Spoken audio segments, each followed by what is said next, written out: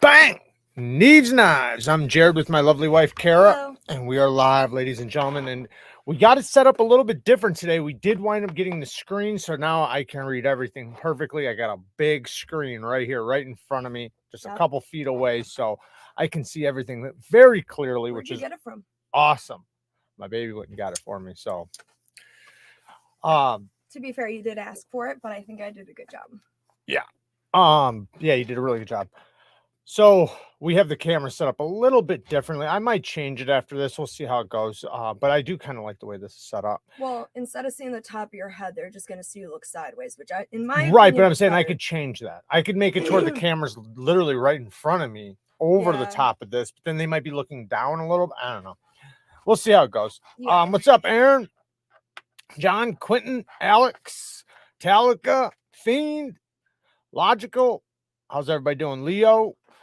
So, if you guys seen that poll, I did get a skull. Now, I did not get the top of the torso or the shoulders. I got just the skull. What are you talking about? I got a ballistic skull to stab. Ballistics? What's Yeah, a ballistic like skull? a real life one. But it's not really real. Well, it's got brains and blood. I wrote them a note asking if they could make sure it was green blood, but I don't know if they can do that or not. Supposedly they do have the green blooded ones, though. I just don't want to get demonetized. Somebody even left it in the comments because I did a post. I did a post asking what knife should I stick to through its forehead. Somebody just wrote demonetized. Somebody probably did do that. Yeah, it's real. It's coming. I already ordered it. But so what I'm going to do is I got the skull, right? It's just the skull. What we're going to do is we're going to pick some knives from what you guys pick, and we're going to try to stick it right through its forehead and maybe the surrounding area, because you only get one shot with right in the forehead. But I will, if everything goes well and the video does well, I'll get the top of the torso. It's like double the money, so it's kind of expensive. But the beautiful thing about the top one is that you can do slashes and stuff, right? With just the head, it's only from here up. So I don't know about all that. I do. Talica with the 5 bones. I bet YouTube would be like, probably like act like you're like teaching people how to do something bad or something. I don't know. Anyway, what you need, bud? What do you mean? Oh, sorry. Yeah. Wonder what he needs. Tell him what you need, man. I'm here for you. Zombie Go Boom is another ballistic skull company you can buy from. Well, the company I did buy from does have zombie skulls too. Well, it's like the outer skin is see-through and it's like just zombified, if that makes sense. And then they even have, so they have ones that are like where the skin is clear so you can see the bone. Then they have the ones where it's like skin. Then they have the ones with no bone and things like that. They have all different kinds. My party is actually ready earlier than I expected. So I'm basically just saying hi and leaving. I might come back in here when I'm done, depending on if and when. But I just wanted to pop in and say hi to everybody. Also, you're not gonna stay here for a minute? No, my party is ready sooner than I thought. Right now? Longer. Fuck. Yeah. I got you, Talica. Yeah, you see what Alex said? He wants you to get a ballistic foot. I know. He's secretly trying to fulfill a fetish. No. It's about my foot stepping on a knife. But they said in the comments of the other one, no, somebody left a comment in the other one, the poll. I forget exactly how they wrote it, but they wrote it. Oh no, it was in the cut-proof sleeve one. And they're like, oh man, you should have tried some cut-proof socks. Like, oh yeah, somebody's got fucking jokes, don't they? That's hilarious. All right, guys. Well, I will either see you like another day or see you later. I'm gonna try to come back later. Go ahead. All right. Bye, guys. Have fun. Yeah, sorry, I wouldn't have came at all. I didn't mean the false surprise. Yeah, you made me reset all this up differently. I did? Yeah, I changed everything as soon as I heard you were coming. Yes, for science. That's the next thing I was gonna say. I'm gonna try to tag, and maybe I should have left it a little bit like this. It kind of makes me look like I'm seeing you guys. Yeah, I'm gonna write it down as, because okay, so when you post a video, you have like these things where you can decide, like, is it educational, is it science, is it political, is it this, blah blah. I always use entertainment, but I think this time I'm going to have to, I think for that, I'm going to have to use science or educational. I think one of those two. And then in the beginning, I'm going to have to do a disclaimer probably and say that this is for educational purposes only. This is not for blah, blah, blah. It's just to check blade geometry for specific purposes, yada, yada, you know, something like that, because that's the way YouTube works. A lot of times the reason why people's videos get taken down is because they don't say their intentions. So if in the video, they literally said their intended purposes and the intentions of the video, they won't even mess with it. But a lot of times they don't, and then things happen in videos and then they're like, yeah, this isn't good. So but as long as you put disclaimers and stuff, it's usually okay. We'll see though, because I know blood is not a good thing, and this thing supposedly has blood and brains and everything else. So I hope it's green blood, because if it's green blood, I don't think it'll gonna be too big of a deal, but we'll see. Dennis, thank you, man. Just want to say hi, take care, bang gang squad. Thank you for jumping in. Thank you for the donation, man. I appreciate it. What's happening, Colton? We're talking about the stab in the skull. We're gonna be getting here pretty soon. Oh, also, I have to do it pretty quickly. They only last, I guess, like 2-3 weeks.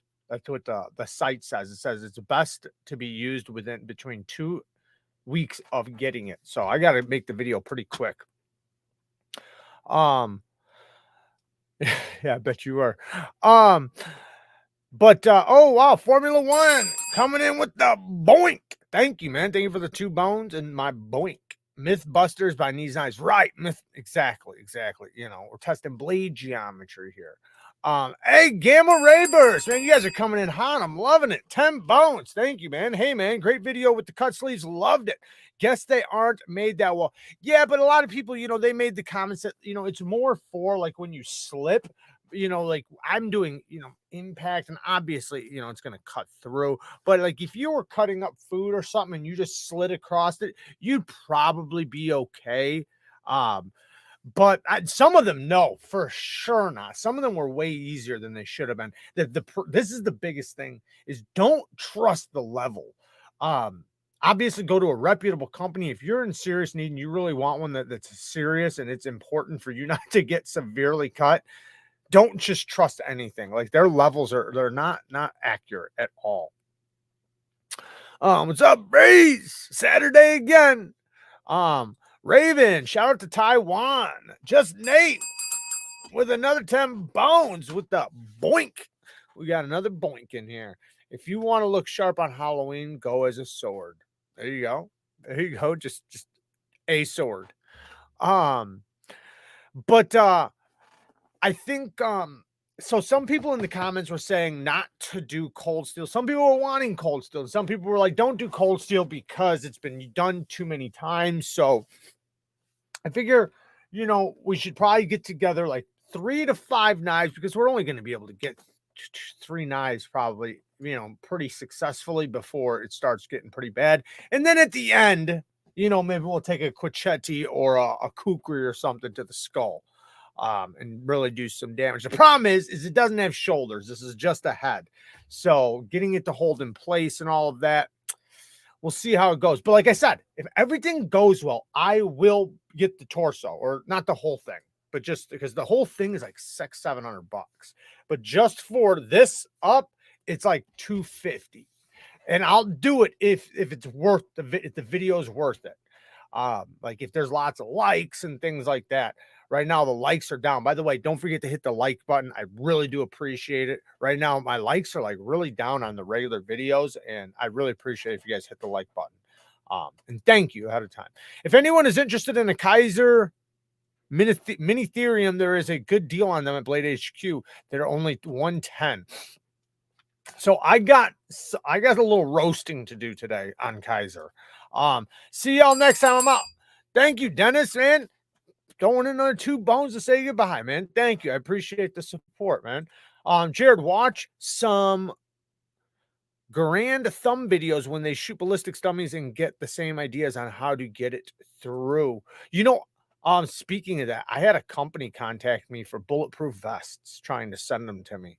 But You know, unless I'm gonna stab it, I'm not gonna shoot it. And even if I did, those videos, they get demonetized so quickly. Like, unless if you already have a gun channel, like there's specific people that are on YouTube that have gun channels that are like they have done their due diligence to make sure that it's for educational purposes only and all these other things. And then they have these certain classes, like they've done everything to make sure that YouTube knows that they're in safe places, environments, all this other bullshit. And that's not something I would do. Now, I could technically still do it, but I don't know. I probably won't, but I would like to get one of the bulletproof vests just to have it. I really want the kukri to chop it, but it will probably ruin it for any fun. Oh, it will. That's why it'd have to be the last one. It'd have to be the last one. There's no way. Like, think about it. There would be nothing left. It'd be fucked. The Quichetti, the Quichetti would definitely be cool to, see how that goes. I was thinking about with the torso ones. Let me pull some up so you guys can look at them, what we're talking about. I'll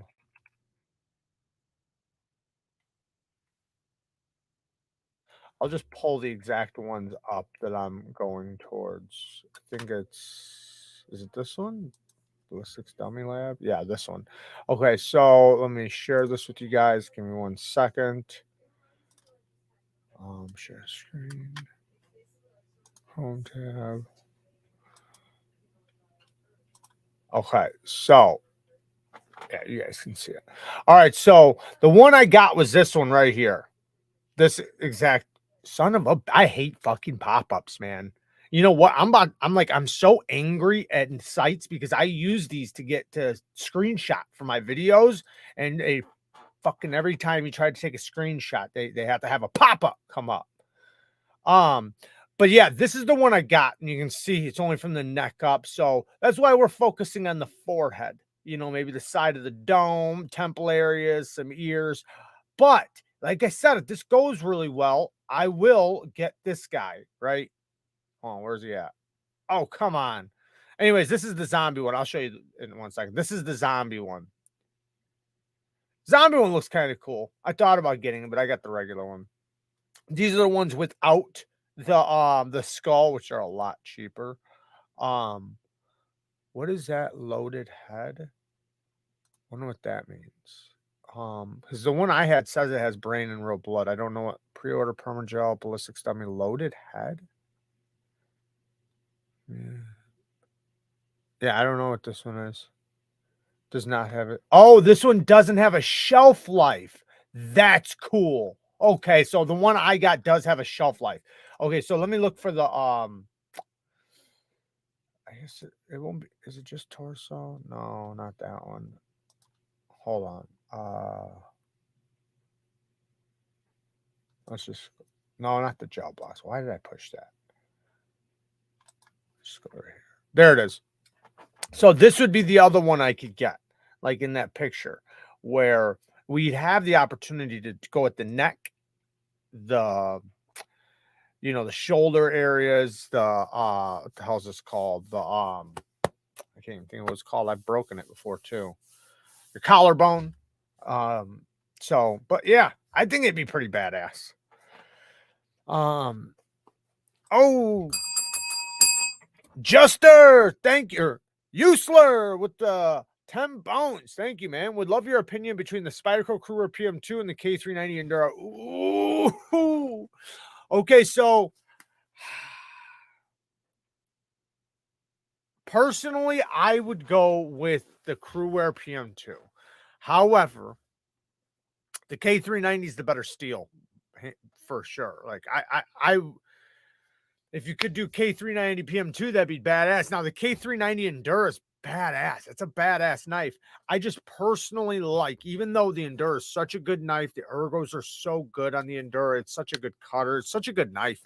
The Indela Enduro, all those are really good. Stretch. I think they have a K390 stretch right now too. Is it Crewwear? I don't know. Anyways, but the PM2, I kind of just like a PM2 a little bit better than a backlock. That's my biggest thing. I'm not a big fan. I like backlocks sometimes. Don't get me wrong. Backlocks are fine. I'd prefer the you know, the CME with the compression lock where I just, you know, push the button and drop it. I prefer that. You know, you just with the compression lock. I got to put a CME on this one. I got it. I just haven't put it on yet. Here's my crew wear one. But yeah, I just prefer the crew wear a little bit better. Or sorry, not the crew wear, the PM2 a little bit better. But the crew wear is still badass. Oh, by the way, guys, I have the video. I got it all finished. All you gotta do is a little tiny bit more editing for what grit on what steel. I got a whole video. It's pretty long though, because there's a lot of steels. And I go through each steel and say what I think is the best edge for that steel.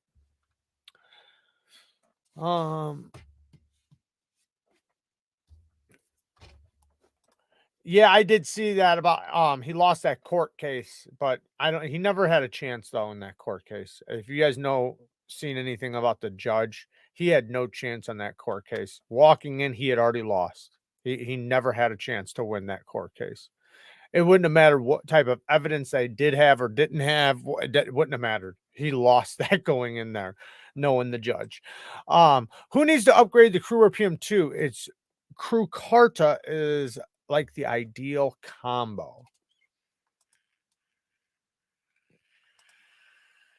I'd like to go with the full body, but damn it, man, those fucking things are expensive. Look at this. Let's find out. Let's see how much they are. Let's see. Because I would like to do that, but damn it, man. I mean, it's crazy how much these are. Ballistic body parts. No, not body parts. Well, let's see. So we can get arms and stuff here. $500 just for an arm. For a leg, $629. For 1 foot, $89. For a hand, $84. A hand wouldn't be a bad idea. Check what wounds would be like on a hand. But yeah, can you believe that? $629 for, I mean, fuck, man, $500 basically for, because that's what it's going to be at the end. It's going to be $500 for the arm. So now, here's the bodies. Now let's see a body, $6,950 for a female. Yeah, that's crazy. $7,000. That's nuts. I didn't even know it was that much, to be honest. I thought it was like $1,200. Definitely not doing it now. Yeah, that's nuts. Yeah, I love the stretch, man. The stretch is a good knife. That's a damn good knife. I personally like it better than the Enduro 2. You got a good one, brother. Better hold on to her. Plus, she is gorgeous too, and she loves knives. Oh my goodness, I know. I'm definitely blessed. Excuse me. Did any see those Kaisers? Okay, so let's talk about it. Let's talk about this. So I did a video today. It'll be coming out tomorrow. I did not bring this up in the video because I did not know. Okay, so I had already filmed the video, and during editing, after editing, uploading, I was putting the links in, and I seen the prices. So right now, be warned, I'm about to rant because fucking Kaiser has lost their fucking minds with this price deal with these Rafir Kaisers. So watch the video tomorrow. The knives are badass. The material's badass. But you're not going to tell me it's worth the money they're asking. There's S35 VN and then Rafir scales. Those scales can't be no more money than my Carta. So just because they look cool, just because they're special, I understand doing like a special edition and taxing on a few dollars because it's a special edition and you're just doing a small run of them, but they're all going to sell out or they would sell out anyways. I would not recommend anybody to get those. It is by far entirely way too much money. They're asking for like $189 fucking dollars for it. It's mind blowing. Like, I know prices are going up, but there's a level. You can get full titanium knives. You can get a Spyderco USA made in crew wear for less than that with my Carta scales. Like, I understand it's the Rafir Noble scales, which, yeah, they're unique, they're cool, but they're not that fucking cool. They're not that cool. Like, They're badass. They look cool. It's like a metal screen. So they take these metal screens and they like mix it in this epoxy, and it's like these scales. They look really cool, but they're not worth that, right? Okay, put it this way. So think about this. My Carta in 3V Kaiser has for $100. You can get a full titanium Gemini for like $160. So why would a tight or a steel liner lock with Raffir Noble scales be like $180? It makes no sense. So like I said in the video, I didn't say it yesterday, but I'm saying it now. I do not recommend anybody buy fucking that shit. That is way too overpriced. Like it's insulting. It's very insulting, because I understand people like to collect, and maybe it's okay for somebody who's like, I like to collect them all, and I really like those scales, so I'm willing to pay the few extra dollars. If that's your thing, then yeah, go for it. Fuck yeah. But you're paying for that reason. You're paying to have that model, and specifically for those scales, because they're not. You can look up how much the material is. You can go right on their website and see how much a block of it is. It's like $32 for a brick of it. So you got to imagine they can probably make, let's say if they can make 5 to 10 scales out of each brick. I mean, what's that, like a couple dollars a piece? Go fuck yourself. It's too much. It's too much. And I love Kaiser. So you guys know I rave about Kaiser all the time. I'm always linking them. They support the channel a lot, but there's a level of which it's like, okay, you guys are going a little far here now. Some of the other knives, it's like you can see, it's a good value. It's a good value. And you're like, man, I feel good about this. Not that. That does not feel good. Buy USA made if you're going to do that. Just buy USA made. It's not worth it. Mike Emler, thank you, brother, with the 5 bones. I'm going to look at sharpening stones on Amazon when you get done. Stop by Amazon window shopping. Nice. I've definitely done my fair share of Amazon stone purchases. I've gotten some really good ones, though. So I'd say there's still some stones that I even used. Like there's this one I bought. It was like just a $20 stone. 2 stones glued together, so double-sided. It was just a chef knife stone, nothing special. A water stone, you dunk it, you have to soak it and everything. Aluminum oxide, I think it was like 400 and 1,000 grit or something like that. But I used it for some sharpening, and I still use it sometimes for chef knives because it does work decent. But what I love using it for is I use them for conditioning stones. I actually take those and I use those stones to clean other stones, and they work really good because it's hard, like really hard, but it's also not at the same time. Mike, like that really hard material, but it's also so hard it's chippy, so it's kind of soft at the same time. It's like that, so it's like it works really good for cleaning other stones. What's up? Are you Gala? Hey, Neeves, what's popping? Got an Evo 3.0 on the way. Super hyped. Hell yeah. That's badass. Yeah, I got I'm supposed to have that Liang Ma on the way at some point, man. You can buy that scale material on eBay, $25 to do one knife. Well, I'm saying a block. You can get a whole block. Of all, pick a color. Yeah, obviously you still have to cut it, machine it, and do all that. I get that. That costs something. I'm just saying, like, it. I guess my point is, it doesn't cost any more than what you can expect from carbon fiber, fat carbon fiber, micarta, right? It doesn't cost more than titanium. It damn sure doesn't cost as much to machine as titanium. At least I haven't machined it. So, maybe I'm speaking out of pocket, but I wouldn't think so. I wouldn't think it would be that hard to work with. Jeremiah, Jared, brother, how's it going for you today? It's going pretty good. Not too bad. So, John, I thought about getting those, what are they called? So I have some of the super stones, but I thought about getting some of their diamond, their resin bonded diamond stones. I've never tried them, but They're kind of expensive, but I thought about getting them because if they're good, like if I bought them and they're actually really good, I could link them and then, you know, I could use them in sharpening videos and then, you know, recommend them if they're good. Because the Neeves are getting tough to get as far as the large ones go. Like you can get them, but it takes so much time for them to ship them to like Gritomatic or ship them to Amazon or whatever. You only can get like the smaller ones, at least easily and fast. The ones, if you buy them from Russia, they're gonna take like a month to get, if not longer.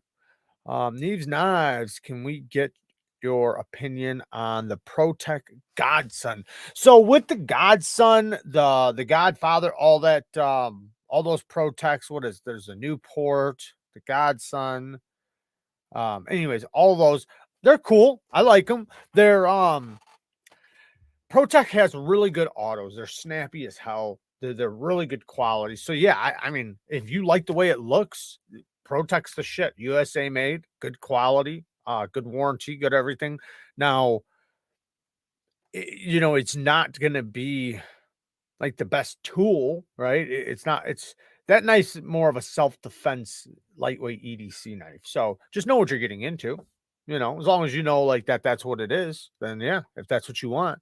But just don't, you know, think that it's going to be your best cardboard destroyer. I pulled a Neeves today and cut the shit out of myself on my own edge. 100% painless. That's how the good ones go. Cut you quick, cut you deep. Try the Dow Strong ones that they sent me. They are great. I'll send you a link. You'll save 10%. Yeah, I'll try them. I mean, I don't mind trying all stones. Like I like buying different stones anyways.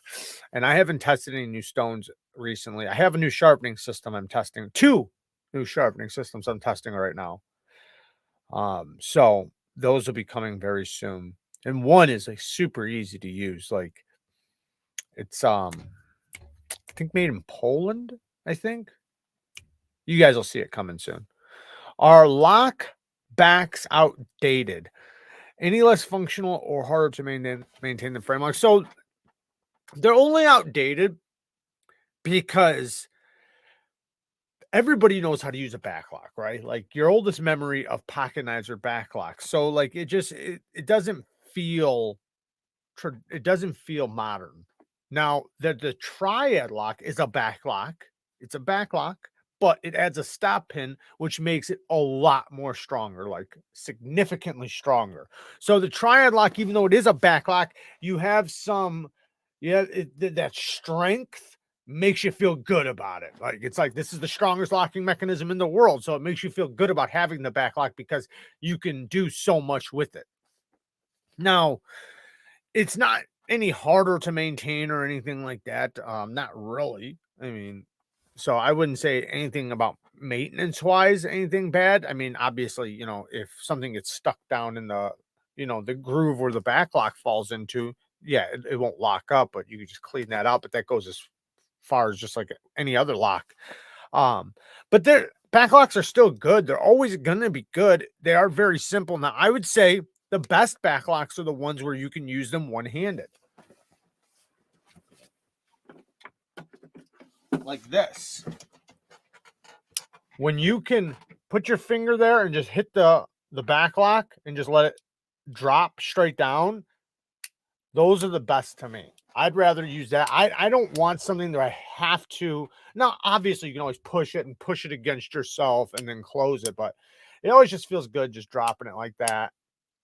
That in that case, there's something satisfying about that, you know, when you can do that. So as long as you can do that, it's not that big of a deal. How good is Kaiser's 3V? I've been fine with it. I mean, it's not gonna be like it's probably heat treated harder than what you'd expect on a fixed blade. So it's pretty good. I mean, I've had great experience with it. And remember, I'm posting that video soon talking about each steel and what edge goes best on blank steel. But yeah, I think they do a good job with it. Now, I don't think it's going to be as tough as like, I don't know, Cold Steel's 3V or whatever, because theirs is made to be really tough. So it's probably going to be heat treated a little bit differently. But I really don't know their protocol or anything, but I've sharpened it. I've been testing it, and so far it's been great. I haven't done like a controlled test, but nothing has stood out like, oh, this is shit. Shane with the 5 bones. I found out that I prefer the 1-inch wide stones over the wider ones. I seem to get better edges on the belly with a narrow stone on a fixed angle. Do you mean 1/2 inch or wait, hold on a second. With a narrow so if you're using a fixed angled system, it should only be 1 inch. Oh, you were talking about the wider Neeves. Yeah, some of them, you know, I mean, the 1 inch is usually the way to go with a fixed angled system. They do have some that are a little bit wider, but I mean, if you're doing if it's only a 4-inch stone too, I mean, I think those are a good idea to get because the other ones weren't available, and you know, and then it's just fine. But yeah, usually a 1-inch stone is going to be really good. I've found that even freehanding, sometimes there's times where I do even better with like a thin stone for some reason. Or at least I used to. Now it doesn't really matter. But I remember back in the day, like there were times where like I was getting better edges on thinner stones than I was on big stones for some reason. Like whether it was just because I was holding it and I was able to really look at it, or if I don't know, I was able to hold my angle like just better on them. I don't know. Did everyone hear about the mustard shortage? I'm actually pretty concerned. I did not hear about the mustard shortage. Here, here's some right here. Okay, I'm coming back. You're coming back here? She's back.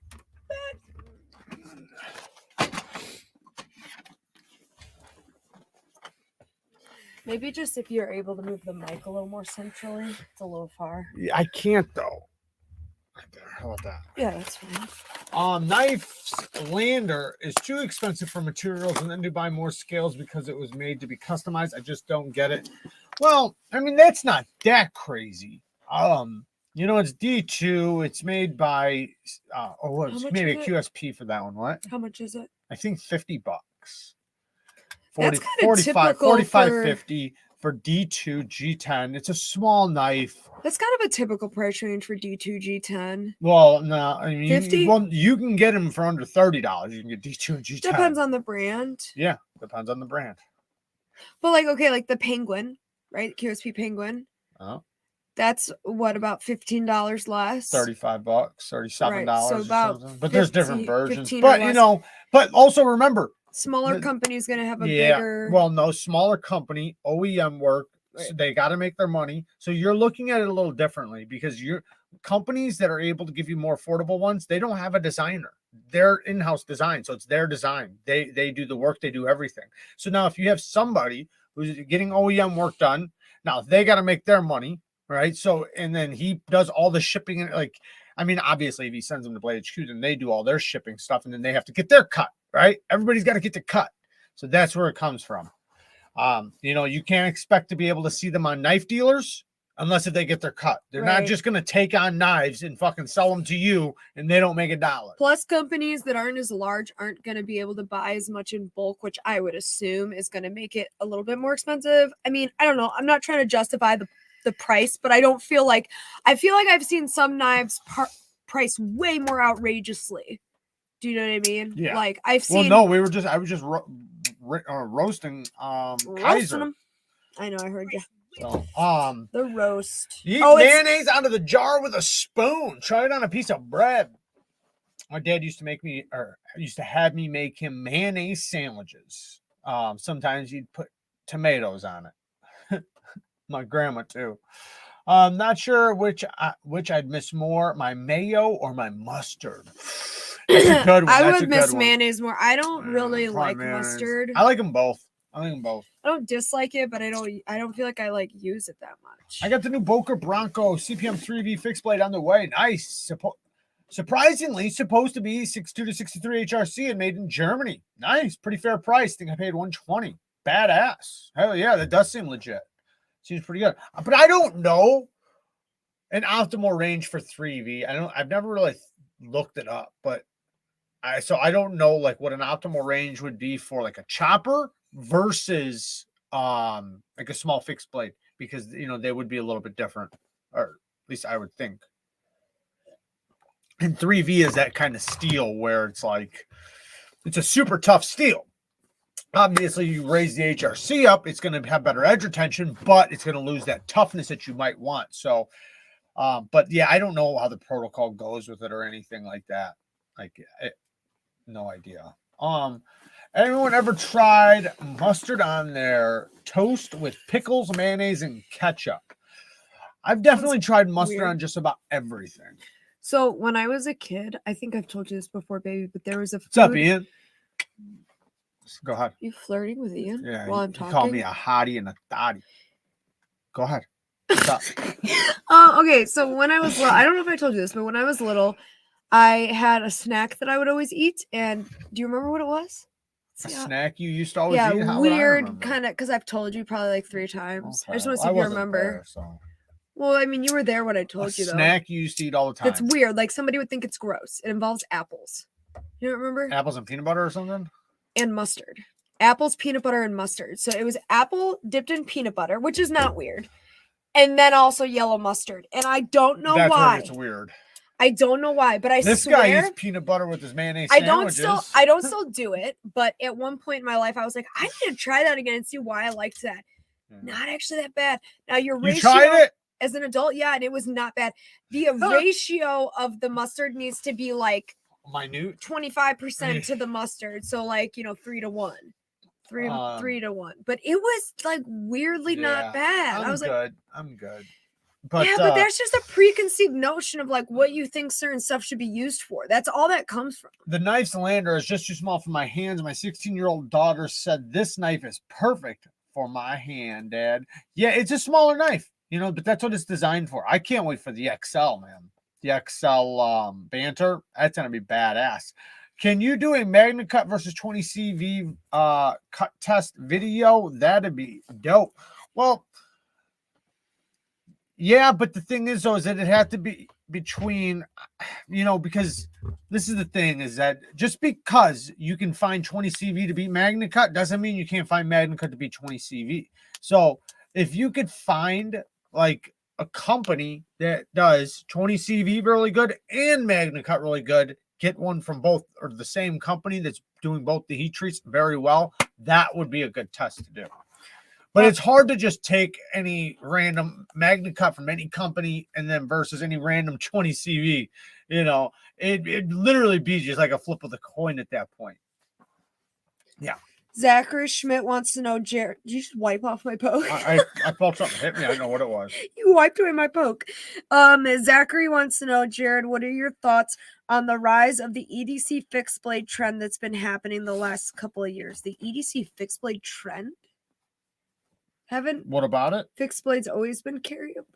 I don't know. What? I think, are you referring to like the fact that like neck again. Knives and more EDC friendly sized fixed blades? I think it's just saying, EDC is read it again. He's just read it again. What is your thoughts on the rise of the EDC fixed blade trend? Okay, I think more people are liking to carry EDC fixed blades because one, obviously you can be tougher on it. And do you think there is a bigger trend though? Yes. Okay. I agree. I was just wondering. I think a lot of custom makers started making because there's been a lot of people that got balls deep in heat treat, got like really like crazy nerding out on heat treat and heat treat protocols and making sure that it can bring steels to crazy levels. Then you have the people that have been bringing geometry to crazy levels. Mix the two together, you have people wanting to carry crazy steels with crazy geometries in an EDC package. Now with folding knives, companies are doing it, right? But there's a lot more custom makers doing the fixed blade, small fixed blades. So it gives a lot more people opportunities to make and then other people to buy them. And yeah, I think it's cool because, you can't go wrong with a fixed blade. Brian from Transparent Knives said that he thinks there's been a trend in high performance and smaller sized EDC fixed blades being popular, which I agree. I think that you see a lot more, things that are more accessible to carry as a fixed blade, because years and years ago, even if there was small fixed blades, there wasn't necessarily readily accommodated like belt loops and like all the tech locks and the stuff that come with them to give you the easiest version of making them carryable. Now I think that they're made more with the intent of being carried as an EDC, whereas maybe way back then they weren't intended as an EDC. They were intended for like, yeah, you might have it with you, but not necessarily like for that purpose. I got another fixed blade. I got a video coming here real soon. I just filmed it yesterday. Sid1 says it all depends. 3V at around 60 HRC, usually good that I've tried. My Bark River is 60-61. I think I don't expect great edge retention out of 3V, slightly better than 460. So yeah, 3V is usually similar to like S30V, S35V, and it's usually a little bit lower than that, but like between 154 CM and S35VN, right? That's usually right where it sits. So, yeah, you don't expect it to get insane edge retention, but you do get good toughness. Now, the one thing I like about it is that it does hold a good fine edge. So a lot of you guys might not, know that it actually gets, I don't know the percentage, but if I was going to like guess, I would say it probably has like a 20% increase in edge retention with a fine edge over a toothy edge. Obviously, depending on how it's heat treating, depends on how well it's going to hold the bite of a polished edge and all that good stuff. But, but between like a cloudy to a polished edge, it holds its edge really good. Hey, Brian, I think there's been a trend in high performance and smaller sized EDC fixed blades being so popular. We just talked about you that. Didn't say who it was, so didn't. I'm going down the list. Sweetheart, I said Brian from Transparent Knives. Oh, I didn't hear you. It's okay. Yeah, I didn't hear you. Arrowhead guy says, did you read this one? No. Okay. My work EDC lately has been Creely Mako in Crewwear. Creely Mako. Nice. I jumped into that with the Sea Snake seating, EDC fixed blade. Yeah, you were that was when it started popping, was because people at that time, I remember specifically looking exactly for a knife like that. Right before you made the Sea Snake, I was actually in the market looking for a small Warncliffe fixed blade because I wanted one for work.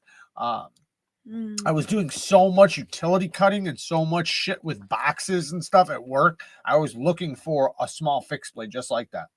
And I wound up getting it. Some of the best fixed blades for the price is BPS, in my opinion. Big Brown Pair, Triple B for sure is on that heat treat charge. Yes, and geometry. Now we have Chef Kalari, Steve. He's making some chef knives, and he did a video on Instagram showing he took a knife, one of his chef knives, and had really good geometry, and he was cutting food with it. Now the catch was that it didn't even have an edge on it. So when you looked at it and you seen how clean it was cutting, you would think that thing was sharp as fuck, but it wasn't. It wasn't even sharpened. Couldn't even cut paper, but geometry cuts, and that's what he was proving there. So it's showing that, when you have a chef knife, when it's done really well, good heat treat, good geometry, the thing, it can be dull and it's still going to cut really good. Hey, Tri-State, just stopping in to say hello. Now I got to go back to work so I can hit 1 million before Jared. Yeah, good luck. Good luck. See how that works out. Thanks, Cole. I love to see more states remove the ban on carrying gravity and switchblade knives. You can legally carry and conceal or even open carry a firearm, but get arrested for a knife. Well, usually the places that do that usually do the same. Usually, it depends, right? There's going to be some gray areas, but a lot of the areas that prevent you from carrying a specific type of knife also prevent you from carrying firearms too. A lot of them you have to at least have a carrying license, but yeah, it's a dumb thing. That's why support Knife Rights. Knife Rights is an organization that goes around to all these states and goes to court for us and fights for our rights. Keep them going because they've literally had so many if you knew how many bullshit little laws they've had overturned and changed because they were against our constitutional rights, you'd want to support them. They're the only company fighting for us and our rights. Nobody else is doing it. There's no other company. Nobody else is fighting for our rights when it comes to knife rights. Go ahead. What? There's someone in the chat named Ednildo Ferreira. Staza, what's up, brother? Says Boa noite, qual é a melhor laminha para defesa pessoal? I think it's like good night. What's the best? I know this is Portuguese. Laminha's blade. What is what is the best blade for personal defense? I'm like 99% sure that's what it says. If anyone speaks Portuguese, you can type a response. But you can still say one. Best. There's no best. You depends on you. Depends on a lot of factors, right? Depends on you, your size, the way you want to carry it, situations. So there is no best. But like if you're wanting a folder, I would recommend a fixed blade. If you're looking for like a real self-defense knife, I'd go with a fixed blade. But if you need a folder, like the Yojimbo, that's specifically designed for self-defense. You can go with a karambit. There's a lot of different stuff, but those take a little bit more practice. You can go with a clinch pick 2.0. That's more where it's just going to be clawing motions, if you're looking for something to poke with, then go with an OTF. I mean, that's going to be just for poking. So like I said, it just depends, right? I think knowing your lifestyle and what you're most likely going to get into, obviously everything's always a sneak attack. You don't get to choose when something happens. So when something happens, however it comes, that's how you got to take it. But we usually know our own situations, right? Like if you know your situations, usually you're probably going to be getting in and out of your car in your apartment parking lot, right? So then you're probably going to be locked up in your car with somebody or run into somebody in that type of situation. If you're a bouncer at a bar or something, the types of environments you're in. So pick the environments that you think that you're most likely going to be in, and then pick something good for that type of scenario, whether it's going to be poking, slashing, just hammer fisting, and then practice and train it. That's the most important thing. Practice and train it. Go somewhere and let somebody hit you. I would advise everybody to do that. Go to a gym, get punched a little bit. Find out what it's like to be in a stressful situation with somebody actually attacking you. Because I'll tell you what, I've been attacked a lot. I've been jumped a lot. I've been in a lot of fights, and it never goes the way you want it to. Never goes the way you want it to. And it's in many cases, it happens so fast. Like, I hear people sometimes talk about the things that they would do. And it's like, if you can imagine, like right now, imagine like a German Shepherd just jumped on you right now. Out of nowhere. Like you didn't know it was coming. You did not know. And it just 150-pound fucking German Shepherd just jumps on you and is fucking dragging you all over and chewing you up and shit. That's what it's like getting just jumped out of nowhere. You're not expecting to get hit in the side of the face and your eyes getting blurry and your head smashed in. You're not expecting it. So you're going to be like, you're not even gonna know what happened at first, right? And then once you realize you're in a fight, that's when you start fighting back, right? Because it takes you a second. Sometimes you don't know if it was an accident, something fell, right? But the next thing you're in a fight. So find out what you would do and make sure that you are capable in a fight. That's the best thing, because regardless of the weapons you have, are you capable of fighting? That's the biggest thing. Are you capable? Because anybody can fight on a range, right? Anybody can fight on a range. Anybody can fight, in their backyard swinging something. But can you fight when something's actually coming after you, when your adrenaline's pumping, when you actually have the fear of something attacking you? That's when it matters. Because when your adrenaline's going and your legs are shaking, it's a lot different. Jared, are you going to get in on the Sparrow knife pre-order OEM by Best Tech? I don't know. Maybe. Possibly. Triple B, Knife Switzerland, Alex Stein Grabber, and Deep Cuts Cutlery were probably some of the biggest starters of that high-performance fixed blade trend. Right. I was specifically talking about them when I was thinking about it. That's where my brain went. I ordered the Kaiser Guru off Amazon today. It's a good one. It's a good knife. 79 bones. Damn, that's fire. Good deal. And yes, it was ordered on a while. I just like the materials and the looks of it. It's a great knife. I had one. It's a little thick. It's a robust knife. Like, it's not good geometry, but it's a great knife. It has a Sabenza on bearings feel. It literally does, because it has that aluminum oxide blasted titanium finish. So it has that Sabenza like feel to the texture. But except it has a detent and, you know, bearings. But great knife. You could always send it in for a regrind, and you could easily get a hollow grind put on it if you wanted to. Jim Cox says, I'm in West Virginia. I can conceal carry a firearm with no permit, but if I'm caught with a gravity or switchblade, I get arrested. That's crazy, man. That's nuts. What about I guess they don't have concealed permits. Okay.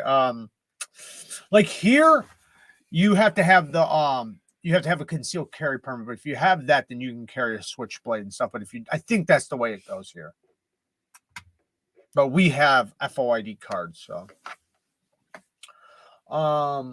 Speaking of little fixies, check out the Regan Lee knives, a 21-year-old. Oh, I seen that on Women Carry Knives. She was showing that at a Blade Show West. They look pretty damn sweet. They all have hollow grinds on it. She's only 21 years old, doing a damn good job. Yeah, definitely check those out. I didn't hear the prices, and if I did, I don't remember them.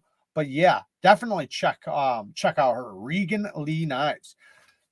Self-defense edge, Warncliffe. For self-defense, the best is the one you have. Facts. The one you have and the one you're used to using, for sure. That even goes with firearms, right? With firearms, the best firearm you can use for self-defense is the one you're used to using. You know, like if you hunt all the time with a 22, right?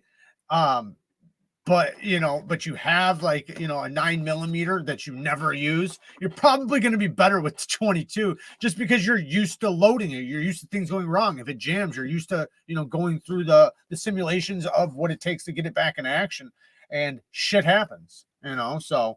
I really have been enjoying, honestly, the fixed blades. I think like in the beginning of getting into knives, I was all about the folders. Like I really did not care about fixed blades because like I wanted the utility of having the ability to close the knife and just the compact nature of it.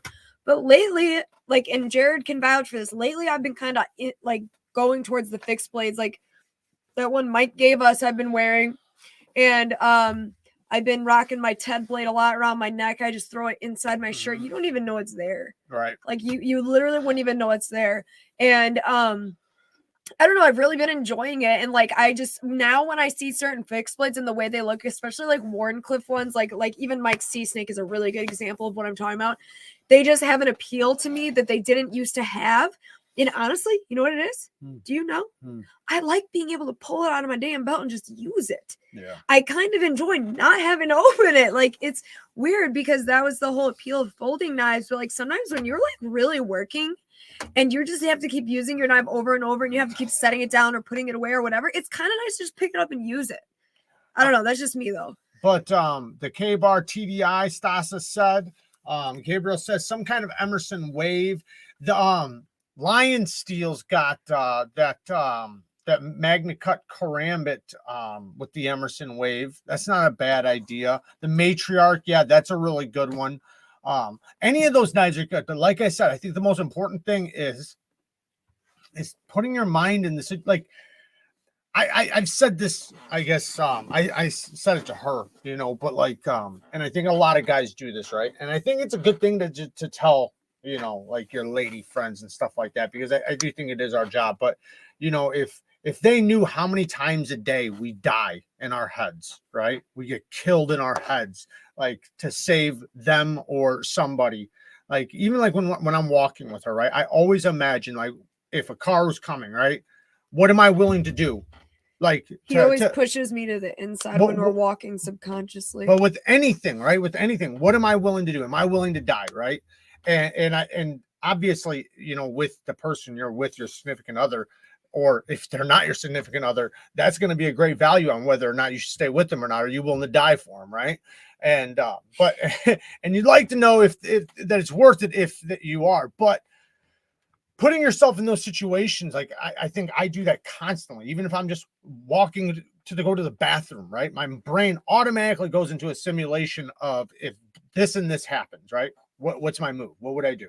Right. And I think it's really good, even with like this stuff, knowing exactly what you're going to do, the motions you're going to do, the grip you're going to do, the reaction. Obviously, it's not going to go as planned, but at least you've trained for enough scenarios, not just mentally, but also do it physically to some extent. But having your mind around, like if you guys remember that guy in Vegas at the vape shop, remember that?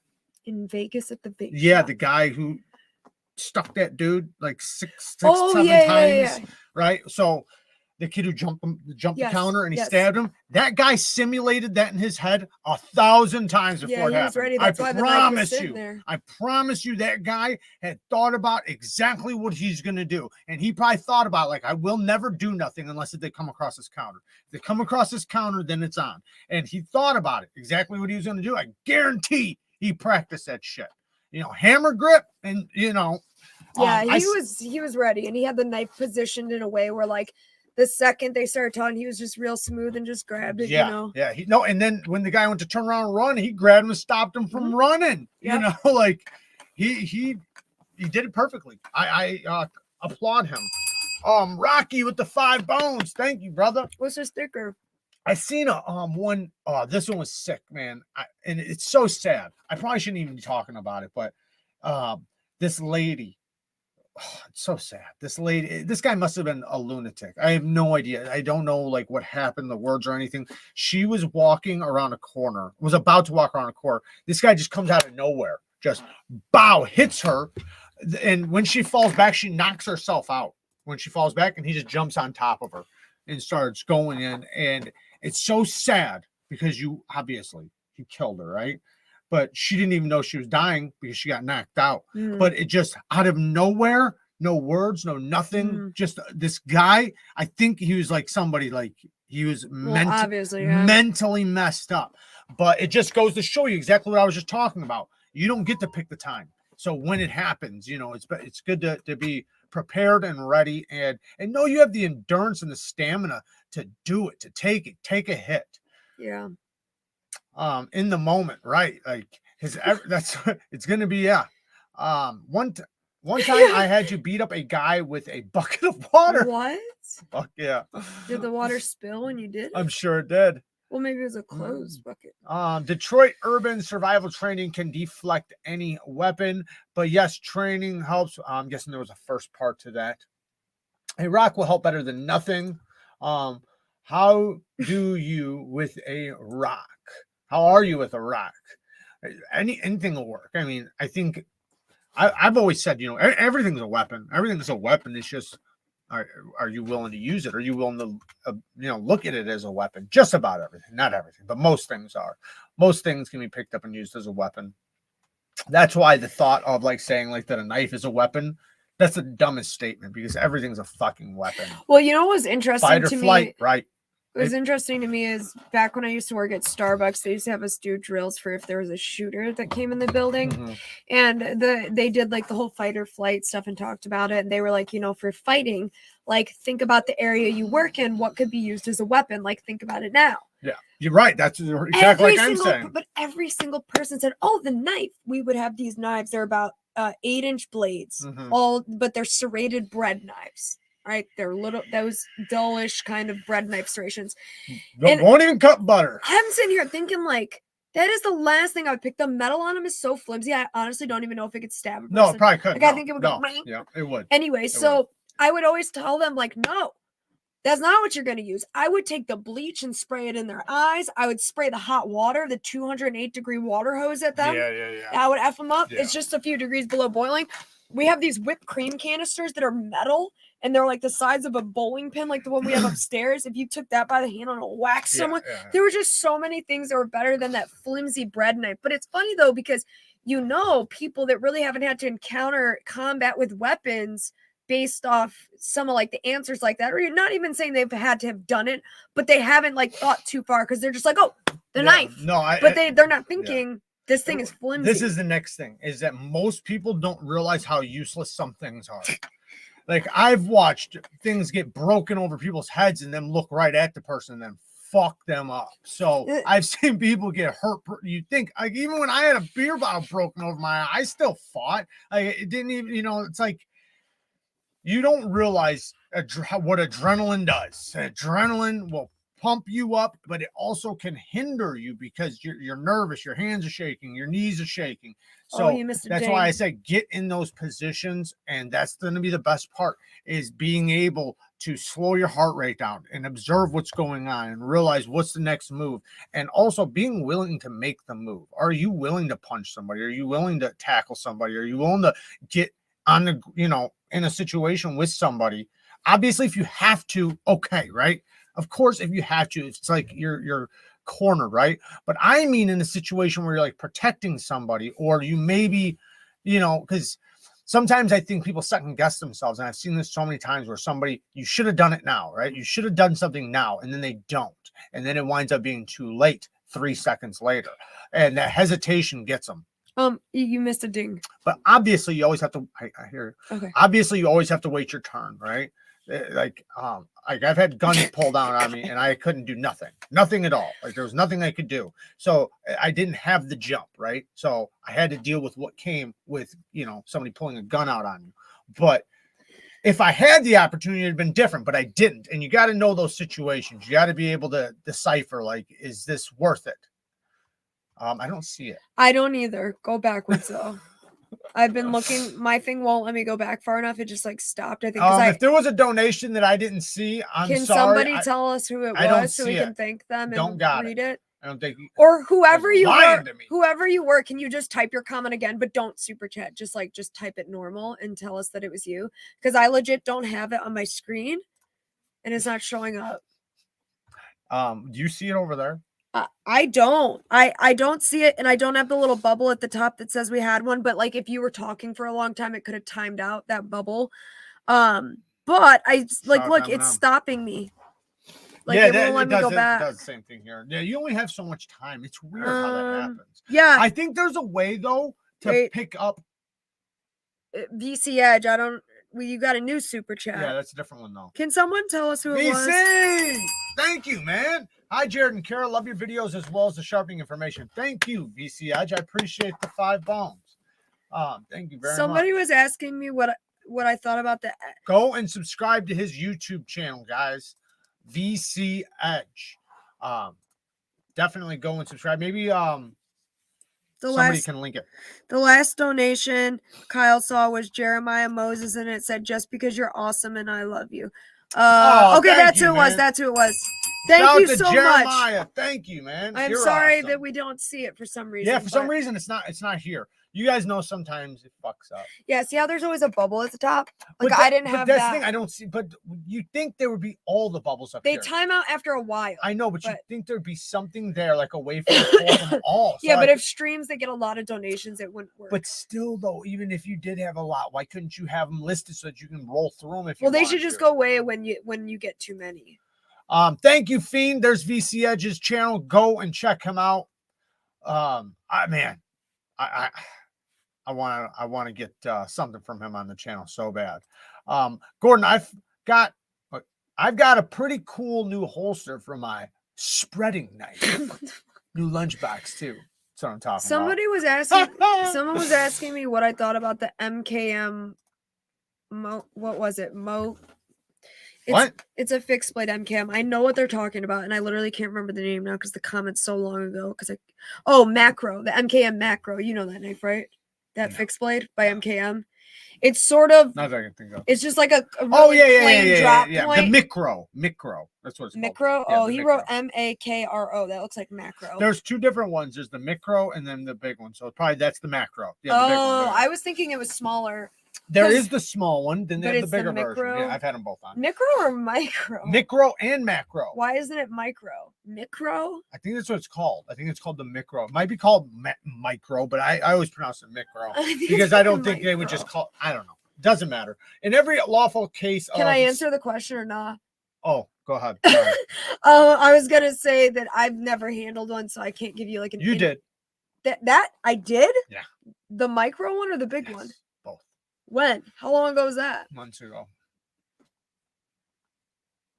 Look it up. I like don't remember, but it's a little fixed blade. Do you remember I had the little sheath and I had it magnetized to here because it's a little magnet sheath and I had it just stuck to here. It was just a little tiny little fixed blade. In every lawful case of self-defense, the criminal always chooses the time, place, and method of what happens. Right. You don't get, that's what I mean when I say you don't get to choose. You do not get to choose the time, place, anything like that. So that's why, and it's always when you're vulnerable. It'll never be when you're prepared. Like when you're standing there right in a corner and you have a great opportunity to grab your firearm or whatever self-defense item you have, it won't happen then. It will not happen then. It'll happen when it's icy outside and you're trying to get in your car and it's freezing balls and you're just trying to hurry up and get in the car and you got what? I remember now. That knife. Okay, good. And I love it, by the way. It is so effing cute. Now, I know you said the bigger one, and I do think the blade shape and the whole deal with the choil, I like how it has a big choil.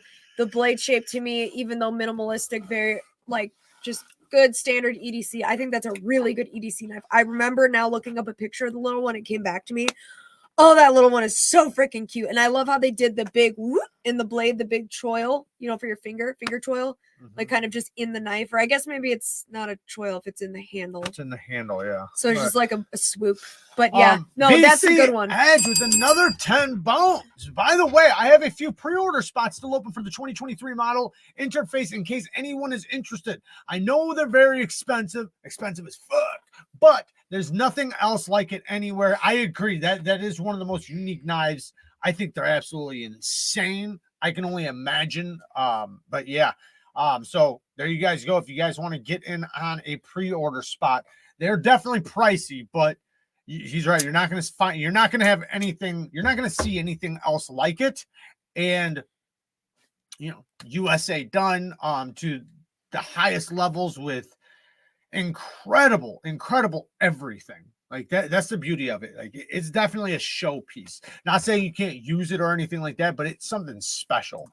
Jeremiah Moses, just because you two are awesome and amazing. Keep it up. Oh, thank you Jeremiah. Again. I appreciate it, man. What's the crew carta?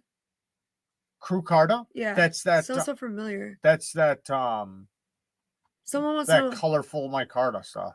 Oh, wait, what? Yeah. Somebody said, are there aftermarket scales for the crew carta? Like as if that's a knife.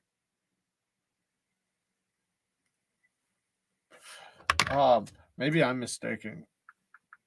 I thought it was just I don't know. I thought it was just like that paper micarta stuff. Crew. Oh, it's the crew carta. Oh, the PM2. The crew wear. Okay, he's talking about the. I didn't know. Yeah. You can get any type. It's a PM2. Yeah, you can get any type as long as it's not linerless. Like some of the this aluminum one is linerless, so I can't just get any scales for these. But now this was the K390 with micarta, and it now has fat carbon on it. So it's because it's crew wear and micarta. Right, crew carta. That's really weird. Okay, I thought you were talking about the paper. Why are we giving a knife a nickname like that? I've never heard anybody ever That's facts. do that with a scale and a thing. Well, what? My brain was going. No, your brain wasn't listening. I know. Anyway, I've never heard in all my life people make a nickname for a knife based off the steel and the hand. Do you know how many knives we had that could have made cool names like that? Do you know what knives you did do that with? Maybe me, yeah, but I'm just saying, like, why I that would say one? that's mostly true, Gabriel. What'd he mostly say? True. Avoid gun-free zones and you're fine statistically.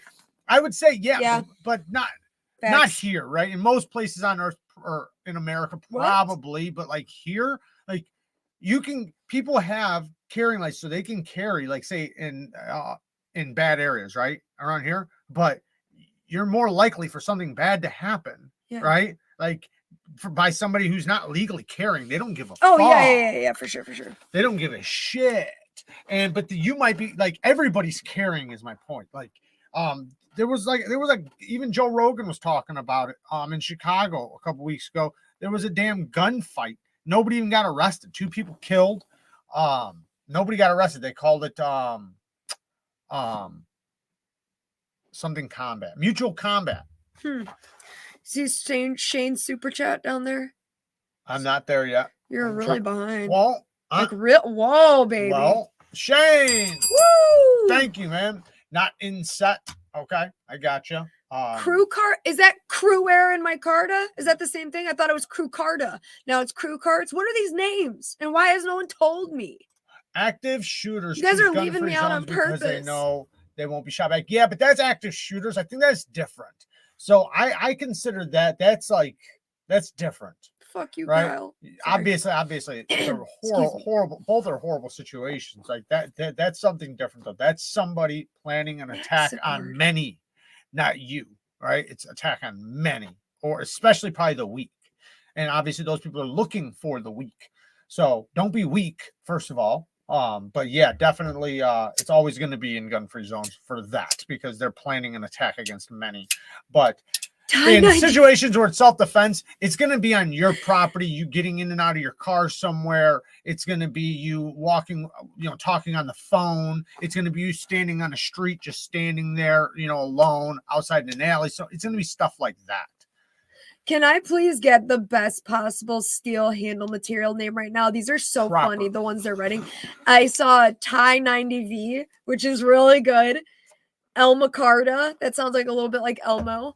I want the most creative possible one. Like, seriously, they're so funny. And now that I've never really thought about it this deep. I hate the price of knives that sometimes I don't mind Canada. What? That's a very personal attack on Canada. Yeah, it was. It was. I felt that. Combat. Fuck yeah. Wait, 8CFRN. 8CFRN.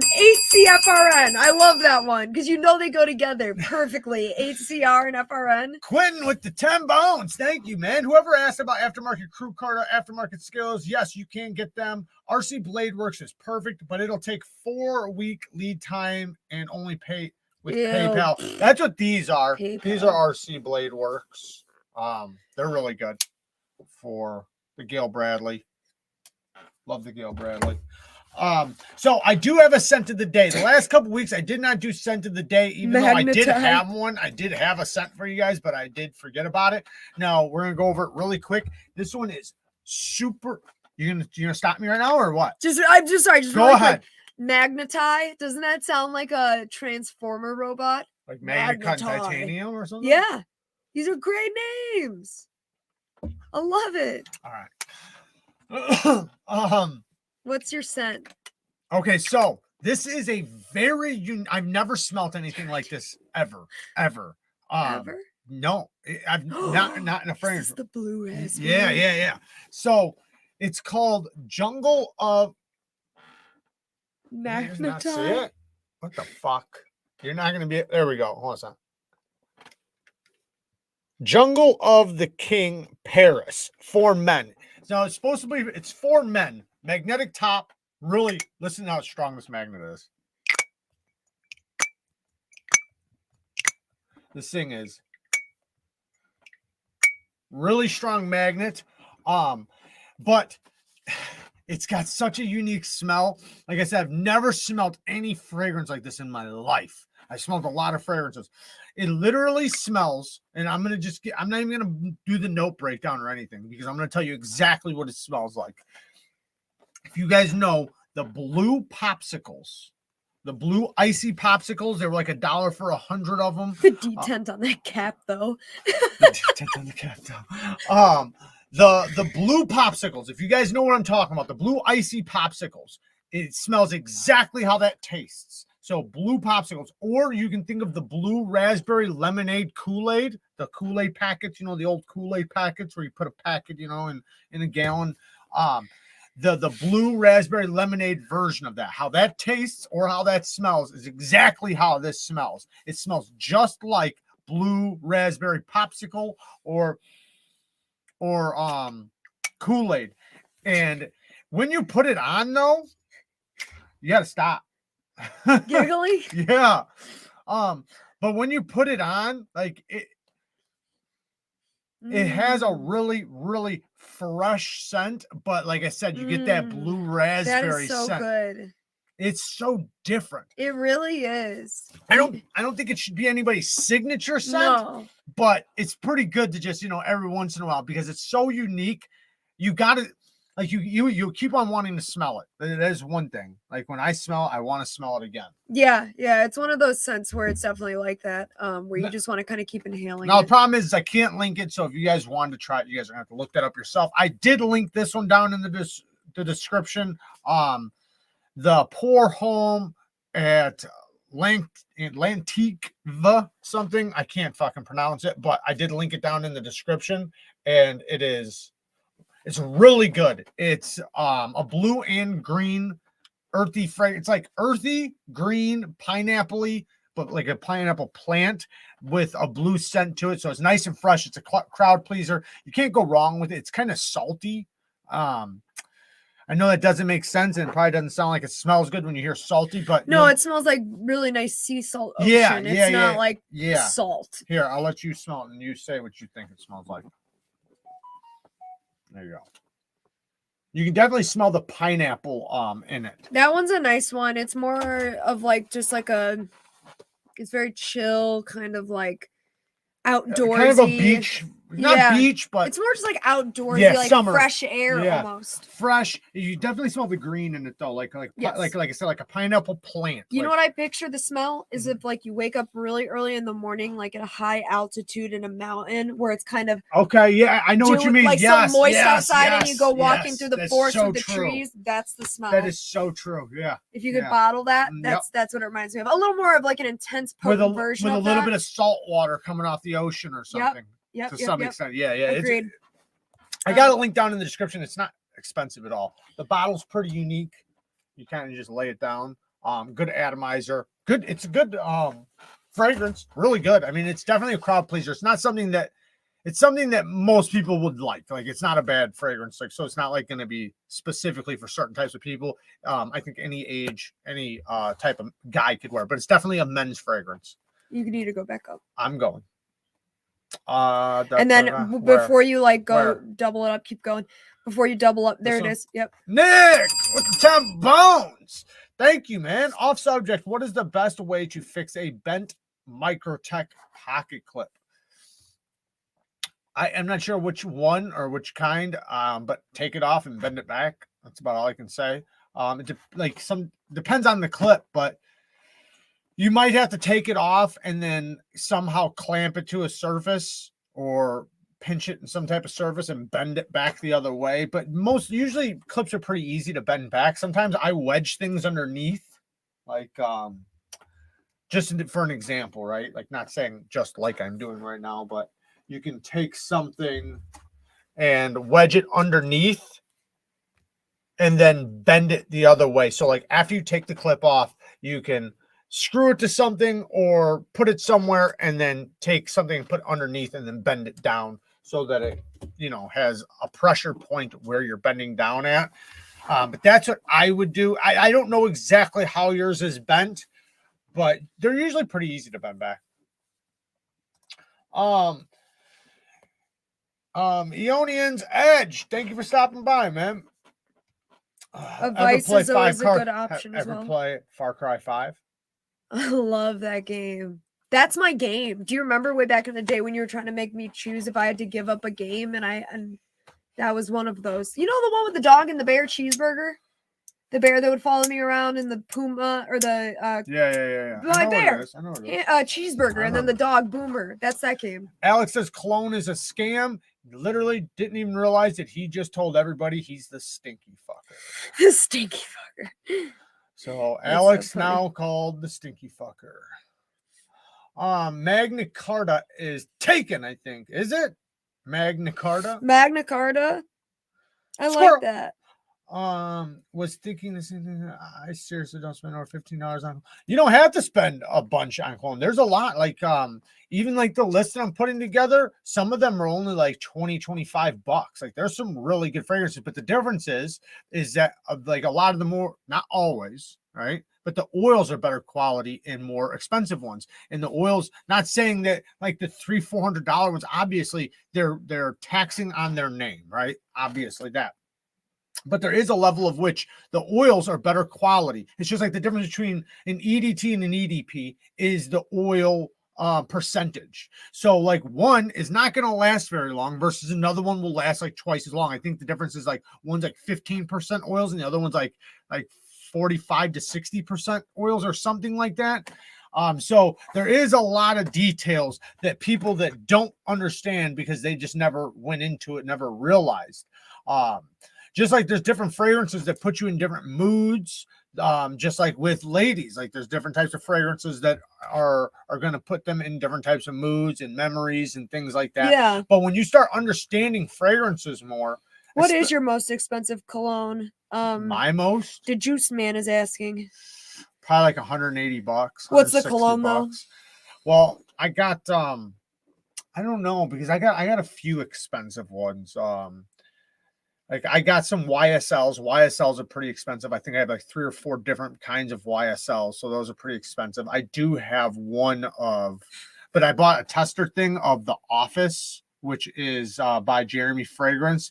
And Power. And he fucking, his shit's so expensive. I wouldn't even recommend getting it. It's very similar to Creed Avantis, which is like $350, but there are so many great clones for Creed Avantis that you don't need to get. Like I got one right up there, this Mercedes clone. It is just like Creed Avantis. Like I almost can't tell the difference between Creed Avantis and it's like $20, $25, maybe $40 fragrance.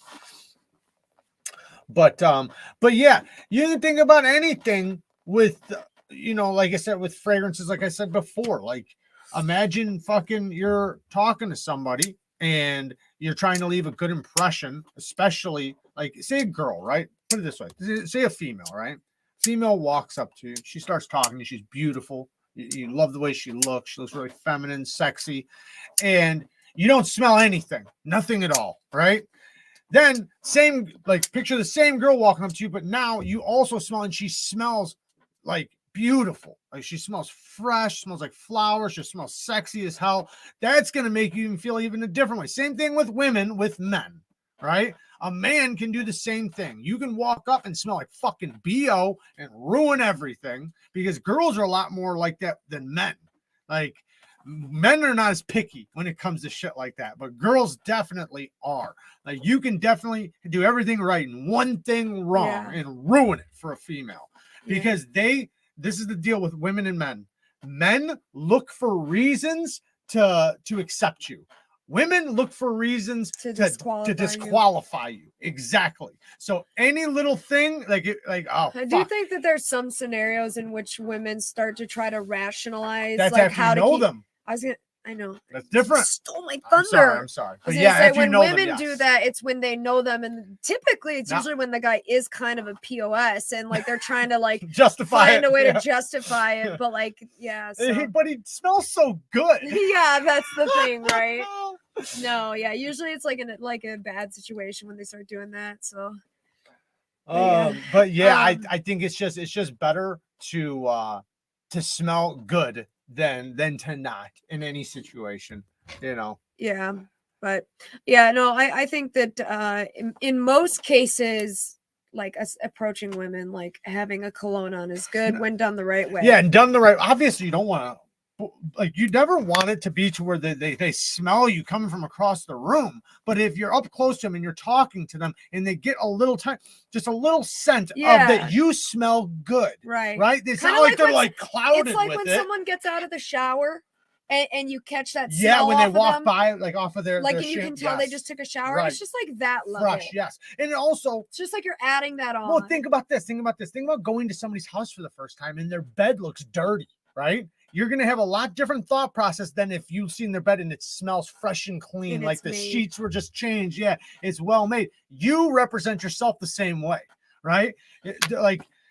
And you know, if you want to get like, I'm not going to get too sexual with it, but if you really start breaking it down, like, you know, we break each other down, you know, in our heads, and you know what we're gonna be like. And if you what just, do you know what song that's from? Which one? Justin J Dog's comment. Scroll up a little. Right there, right there. This one? Yeah. Do you know what song that's from? Blind man walks I want to past see if the you know. fish market, stops and takes a deep breath. Woo! Good morning, ladies. Come on. Is that Come on. high? No, you're close.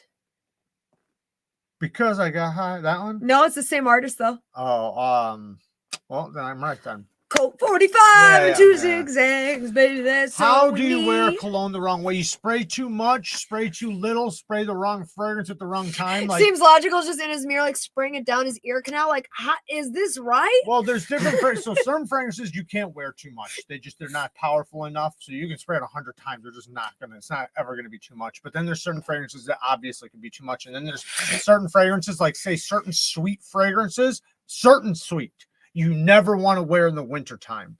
And then certain sweet ones you only want to wear in the wintertime. Like, so it just depends on the type of fragrance. Like if it's like really hot out, right? You don't want to wear a super spicy fragrance, because then somebody's going to smell that. It's already hot and sunny out. It's just going to be obnoxious. It's not going to be good. That's when you want a fresh blue fragrance, something that's just a clean scent. It just makes you smell fresh and clean. Like the one I recommend a lot to you guys, Coach for Men. That fucker is that's like a good standard, and it's not good. Like I think sometimes some of you guys have come from like the state of like the mindset of like what dudes spraying Axe were like in high school. Yeah. It's not like, you know what I mean? It ain't that. Like it's not nowhere near. This has such a mass appealing smell, the Coach Run. Now it doesn't last. Really does. It doesn't last a super long time. So when you put it on, even if you put it on a little bit heavy, it's gonna wear off. And when people smell you, it's just gonna be a super fresh, tiny bit of sweetness to it, type of scent that nobody dislikes. Like it's a fragrance that's mass appealing where every girl's gonna love it. If a guy smells it, he's gonna ask you like, hey man, what fragrance is that? Like, usually they like it. It's just, and it's cheap. It's cheap.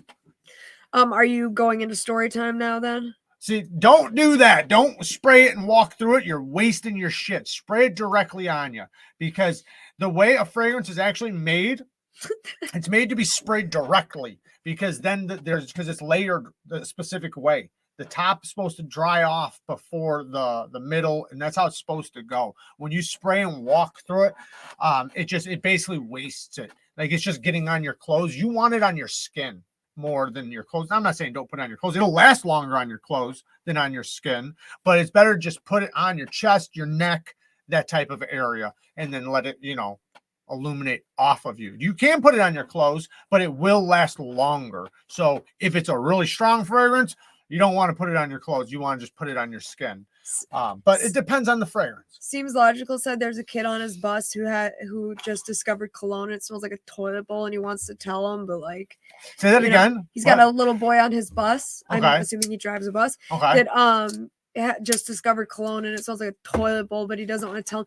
Maybe what you could tell him though, maybe you could just pull him aside and like definitely make sure the other kids don't hear, and just be like, hey, I love your cologne, but we're like in a small space in the bus, and it could bother some people. So I say, man, he's a kid. Let him rock it, man. Let him rock it. But if it smells like shit, he's not rocking anything. But that will be his loss. Help him out. Right? He'll have a girl tell him. A girl will tell him. Oh, either what happened was a girl told him he smelled good, and he said, "I'm doing this every day." That's what happened. Yeah. He probably did it slightly one time, and now he's just fucking swimming in it. But you could get away with that though, and just be like, "Listen, it's too much for this." Just pull your pants. Wait, just pull your pants out a bit and spray some on your dick. You'll be fine. That way a girl can taste like stingy alcohol later. Yeah, nobody ever thinks about that. You can. They have junk stuff, like not spray. They actually do. No, they have junk spray. Taste bad? Yeah, it doesn't taste bad. From Manscaped. Manscaped has junk lotion to help from like chafing and things like that. But then also they have a junk spray to make you smell fresh down there. But Welcome to Neeves Knives, where you get your junk scent needs. Bang. That's why you all came here. That's why you guys come here. Yeah. It's for the dirty talk. Somebody said earlier, I think Radio Geek was the name, said like just a couple drops of KPL behind the ear. Shit, man. Some of those, so it smells good. Even the what is it, the gunny glide, that shit, some of it smells so good. Dang, Ross said tell him the cool kids sit in the back so he'll sit like far away. There you go. That's how cool you fix it. And that's true. The cool kids do sit in the back. Tell them like, I thought you were a cool kid. And he'd be like, what are you talking about? I'd be like, cool kids are always in the back. Why the fuck are you up here? I thought you were cool. I remember kids sitting in the back used to bust out the back door. You do have to clarify the amount of men that probably do that and have no idea that it's like a bad thing is probably pretty high. I would guarantee it. Hey, my love. Wait. Hey, my love. So I could use both your advice. My parents recently Wait, isn't this like way far back? I thought we already saw this. Homeland in Ireland. You both know I am pregnant with my son. My parents were there for the birth of my daughter. I'm not sure what that means. No, it's right here. But now that they are retired, I worry. No, it was before too. Kyle answered. Baby, I'm at the bottom. I'm sorry. I'm just wondering. I'm at just the bottom. Confused. You see this? I'm at the bottom. I'm just confused. It's the last comment. Oh. What? Don't put it in your bait by accident. Yeah, I don't understand it. Jared, how do you know junk spray doesn't taste bad? In all honesty, because feedback. I tasted it. You could have just said feedback from feedback. Yeah. Did you really? Well, no, I like, so when I first tried it, my first thought was that. Yeah. Right. Like I didn't want to use You're it. a gentleman. Right. Exactly. I was thinking of you. And I just dabbed it on my tongue, and just a little dab will do you. But it says too. Like, yeah, it says, does it actually have a flavor, or it just has nothing? No, it's nothing. Like, there's just no scent. I mean, no flavor. There's a scent, but there's no flavor. WD-40. Yeah. What? WD-40? Well, now Alex shit, that's what all mechanics smell like. All mechanics smell like grease and WD-40. So, and I'm not saying that's a bad thing. In lots of cases, that's actually a good thing, with certain women. Look at Joshua M's fucking thing. Hey. Pee-pee lotion. I'm like 5 years old. That's so funny. The pee-pee lotion. Oh, that call might be a great pivot lube. Michelle, it's okay if they aren't there when he is born. Your parents? I mean, that's part about growing up. Yeah, it's part of life. I mean, your parents aren't going to be able to be there for everything. And yeah, I think you're not worrying for nothing, but you probably maybe are over worrying for sure. Yeah, I wouldn't. Hopefully they're able after the birth and everything. They're in Ireland. That's pretty far. I know. I'm saying hopefully they're able, like Zoom calls, things like that. That's the beauty of technology now, man. You can be pretty close without being close. Right. You can do a Zoom call like that. But even if not for that, obviously you want your kids to be near their grandparents and whatnot. But if they're not, part of like extending out of your family is to, cling on to your spouse and separate from the parents. So in some sense, maybe it's a good part of the independence, and then you do visits when you're able to. But I know it sucks. I get it.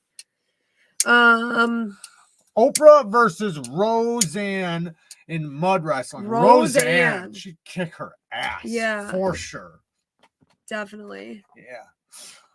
Jared, did you test the product in county jail? Fuck if you. You did, there was probably Bob Ross pee-pee lotion. Yeah, Bob.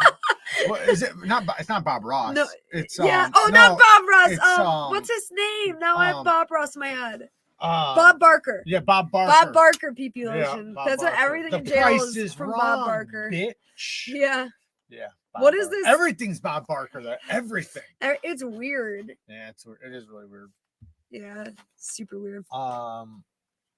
The men's cologne Fahrenheit smells like gasoline, petrol. Yeah, I haven't tried it, but I've heard a lot of people talk about it and say that it is it's a real gasoline Bob style Ross. fragrance. I can't believe I said Bob Ross. It smells almost hot. You two have water bombs. You mean this? This is just nicotine. This is nicotine. Yeah, we don't We don't partake in the devil's lettuce. No, Thank not you very anymore. much. At least not anymore. I did partake a few weeks ago, just one time, but that was it. Why announce that? I don't know. I used to put watermelon scent in my alcohol injected drag car. Oh my God, cute. Bob Ross lotion. Well, do you know about Bob Ross's videos? Right, do you know about Bob Ross's videos though? What? He'll sit there and he'll paint a tree in the background and be like this. He's like, oh yeah, the and painter guy. Yeah, right, but right. he there's a thing. He goes like, now we're just gonna paint a happy little bush right down here. And so like that's like making fun of that. And it's hilarious. Just a little bush. Oh my Jared, God. check the clip I just sent you of the sparrow knife. Where'd you send it to me? Probably IG. On IG. I know Aaron Check be it. on IG. I be seeing them you get it? messages. Can you I pull be that- replying to them messages. Can you pull that B shut, please? How many people are in here, by the way? I'm sure a lot left How after many the people have hit the after damn the like word button? after the word pee-pee lotion. I know. I'm sure that it went down. I know a lot of people backed out after that, but I'm curious if you guys hit the like button because we're down on likes and we need some like button. That's bad. Oh, that's fire. Fire. I like the doggy in the background. Oh, that's dope. Why don't you show the people? It's kind of not. I'm fair. gonna. No, I'm gonna. Fire. I like the Why are you turning it up? I'm not. That's this. That's, sorry, guys. That's you. Will you turn it back on since you just fucked it all up? There. Look at the dog, though. Don't look at the knife. Just the dog. Oh, you're blurring it. It's pretty dope. Sick and nasty. Da da da. Can't turn the sound on. We'll get demonetized. Brian said. 123 people. Brian said I heard pee-pee lotion and turned off my surface grinder so I could. Oh, he made his comment move. No, where'd it go? That's actually funny. I heard pee-pee lotion and turned off my service grinder so I could get this important information. Oh my gosh. I guarantee somebody's gonna clip this shit. I guarantee you I'm gonna see it all over Instagram. At least 75% of men in this stream just realized that they've been abusing women unintentionally. Fuck yeah.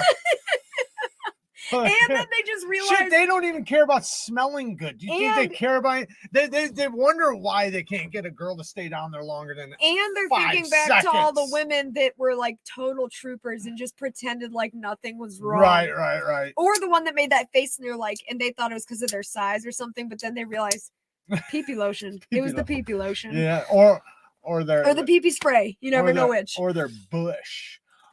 Jared, I finally made it. Just got off work. What's up? What's up, East Side? What's up? That's a nice looking knife. Yeah, what was that? I don't know. Look it up. We just didn't even care. We just were like, nice. Sparrow knife. Sparrow, yeah, Sparrow. Sparrow, what though?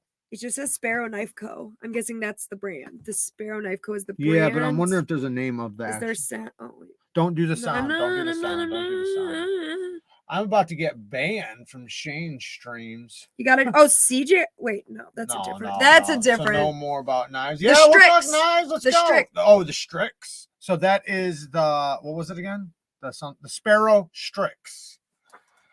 In prison, we would put deodorant on our visit clothes as cologne. Oh, You try to do whatever you can. Yeah.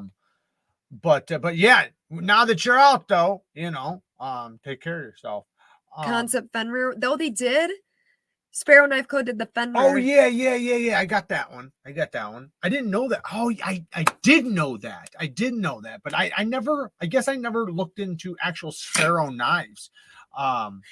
They're probably pretty badass. That one looks really badass. Did you see the Protect Strider collab coming back out? I did not, but I'm going to really? now. Is that it dope. the little auto one that we used to have? The PT? PRN? Isn't there like a? Is it the? Oh, it is the PT. That was a horror video game actually. What in the blue green house? PT lotion. Where can I buy a 55-gallon drum of it?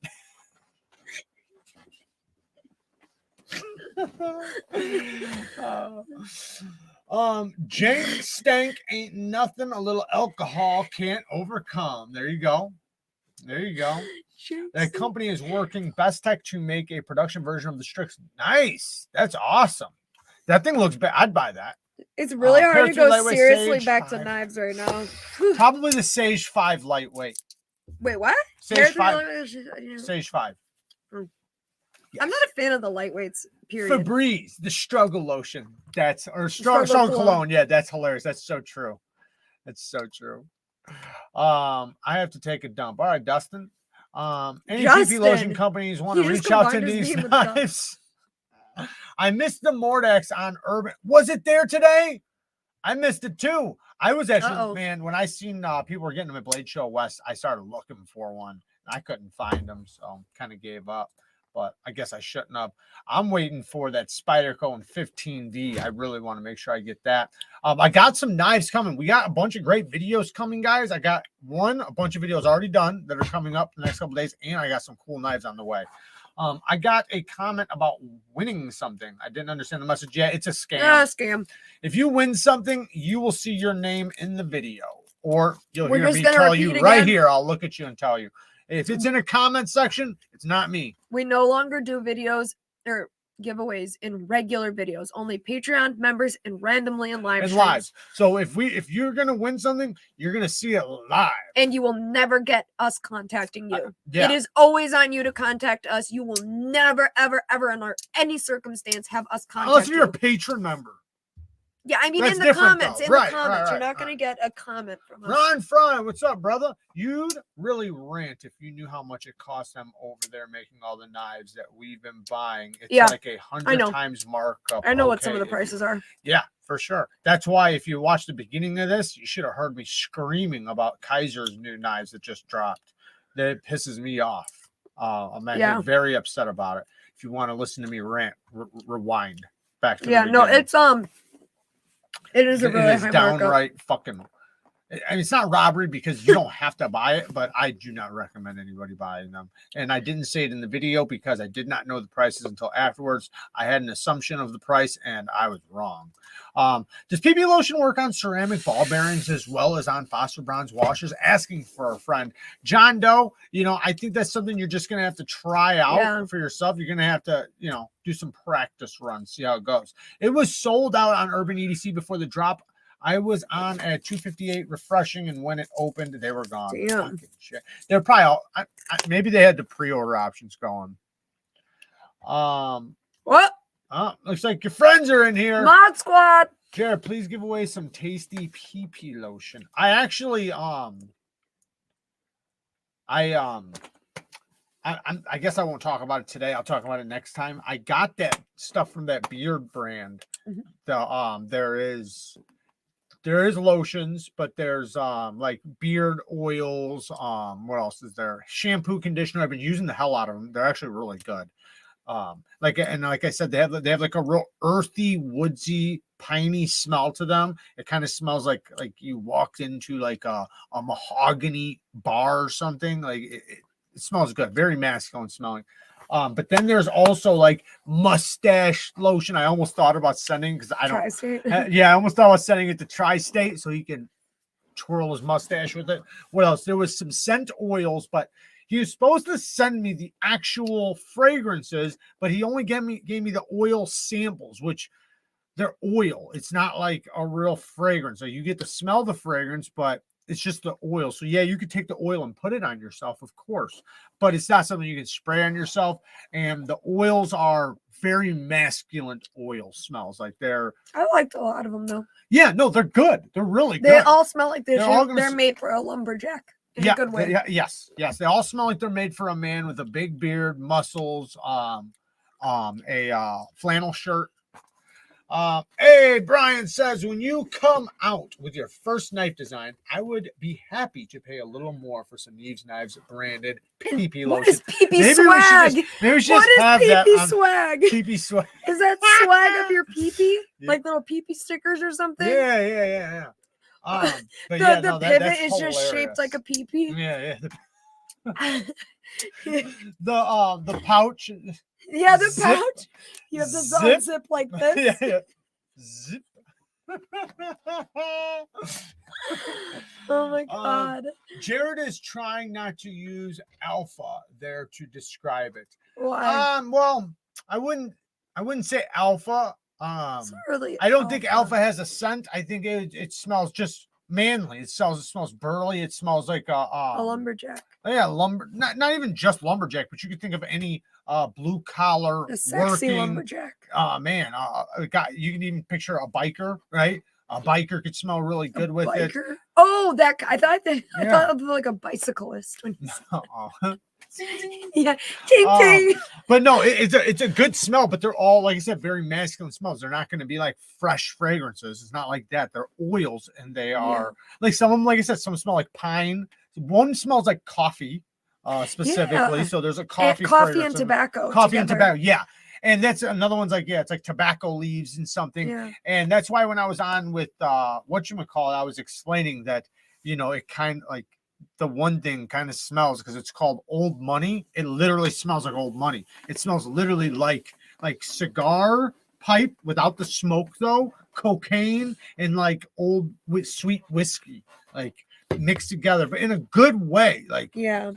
So I know it's hard to like wrap your head around, but if you smelled it, you'd be like, holy shit, I know what he's talking about. Speaking of pee-pee, I really have to go pee-pee. Okay, go ahead, baby. So I'm gonna go. You're almost done. So I'm gonna go ahead and just peace out right now, so I can go to the bathroom. Your voice is shot anyway. Yeah, it's done. So it was nice talking to you guys. I'm happy to have been able to come tonight, and peace. All right, baby. I'll see you in like 15 minutes. Okay. Wow, did Kara just come up with the base idea for the PB shaped inlay? It'd be kind of like that Ferrum Forge design. That everybody said the handle was Mike said that he did that on purpose, kind of more or less on purpose. If you guys know which Ferrum Forge I'm talking about, the one by the one with the dick shaped handle. Everybody said it when it first came out. I loved the look of that knife until everybody started saying that, and I was like, man, I can't fucking carry that thing. Yes, definitely go and check out Transparent Knives on Instagram. Oh wait, no, here on YouTube. Check him out on YouTube. He's also got an Instagram. Follow him there too. Definitely. One time I shot a turkey in the head with a shotgun. He lived another 4 seasons. Damn. Yes, definitely go follow him, but don't be a dick or I'll beat your ass. That's what Shane says. I thought he was saying don't send dick pics. Have you considered doing an OnlyFans page, Jared? Just asking for a friend. I've thought about it. Have you ever seen Spyderco Lion Spy and G10 and titanium? I found one in a pawn shop for 150 bones, and is a steel. LMAX steel too. No, I don't know about that one. Maybe I do, and I just can't think of it. But that's cool. LMAX is dope. Don't forget, guys, tomorrow I'm posting that video about different steels and what edge to put on what steel. That Ferrum Forge design really should have been called the Wee Wee. Missed opportunity. Completely missed. Yeah. And that one like goes to where like it's not even like almost right. It literally looks like it. Jared's OnlyFans page has nothing but foot and hand scar pics. Facts. Spyderco Lumtanto looks so sick and unique. Did I write anything else down that I wanted to talk about? I got that done. Did that. Nope. I think we did it all. If you made it custom, what materials would it be? It depends. If it's a folder, probably. I mean, if I could pick anything, it would probably be titanium, a titanium handle, and possibly a bolster lock. Maybe not. I did have like a really cool idea of a titanium bolster lock, like where the bolster is actually titanium. But anyways, it'd be a titanium probably frame lock or something with K390. If I could have K390 on there. I know it's not a stainless, but I really like it. Now, if I could get specific types of steels ran exactly how I want, then maybe I'd pick, even like Magnet Cut if I get it heat treated correctly. Just like there's so many. I love a lot of different steels. So I mean, But if it's a folder, it would definitely be different than if I was doing a fixed blade.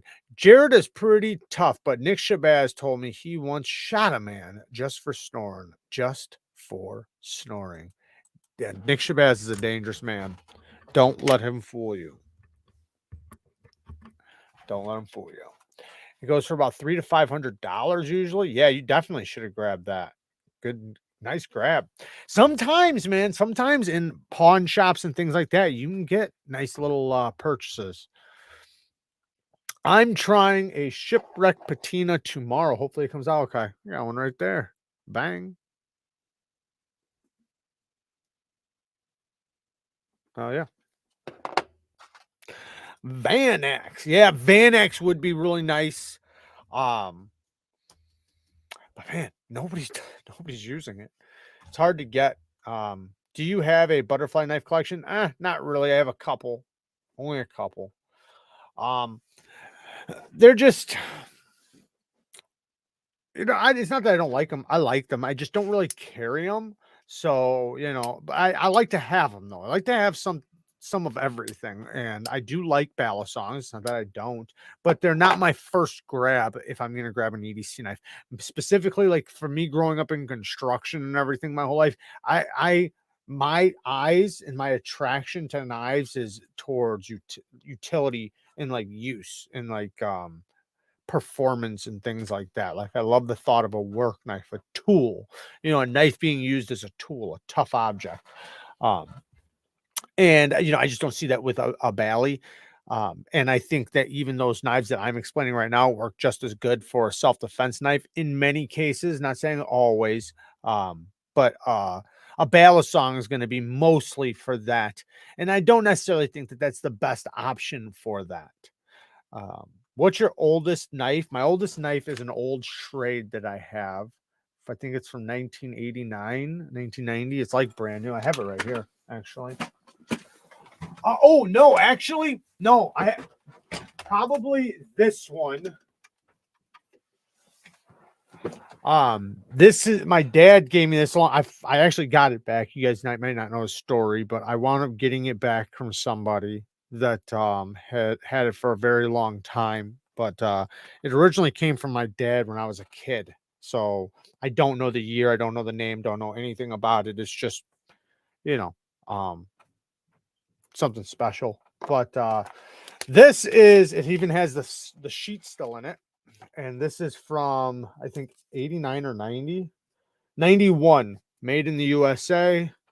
And it is a Schrade old timer. So from 91, I guess.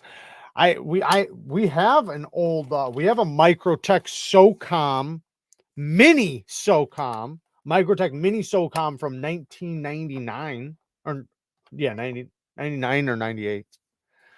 Sentimental. Yeah, it's just sentimental. Any recommendations for replacement Sebenza pocket clip? Yeah, go to well, one, you can go on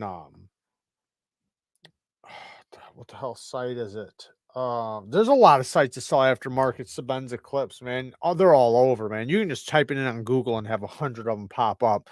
But check out Rip's Garage. There's a lot of different ones, man. You can find those clips always. It's kind of like PM2 pocket clips. There's a bunch of companies that do them. 88 Swiss Army knife is my oldest, but my carry switchblade is 23 years old next year. Man, I've had some really old knives in the past, but I had my whole collection stolen when I was younger, which those would have been the oldest knives. Because we even had some that were like collector pieces and older pieces and passed down pieces and things like that. But yeah. Yeah, Lynch and Rips. There you go. DLT has some. Spanky says.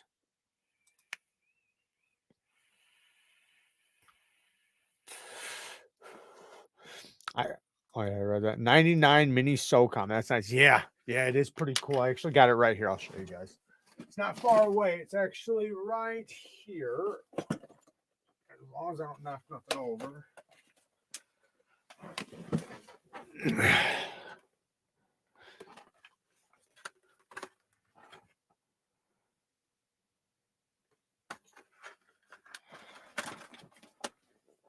Still has the lanyard and everything. It's like brand new. Literally brand new. Still has the factory edge and everything on it. I think it's it's the factory edge. And you can see the year right here, 99.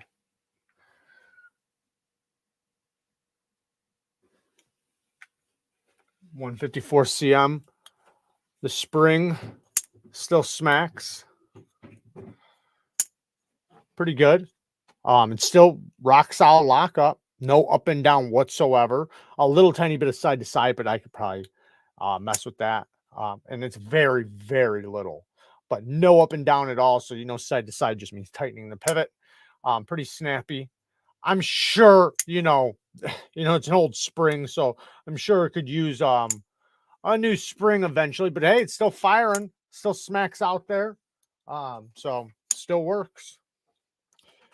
Got that nice coating on there.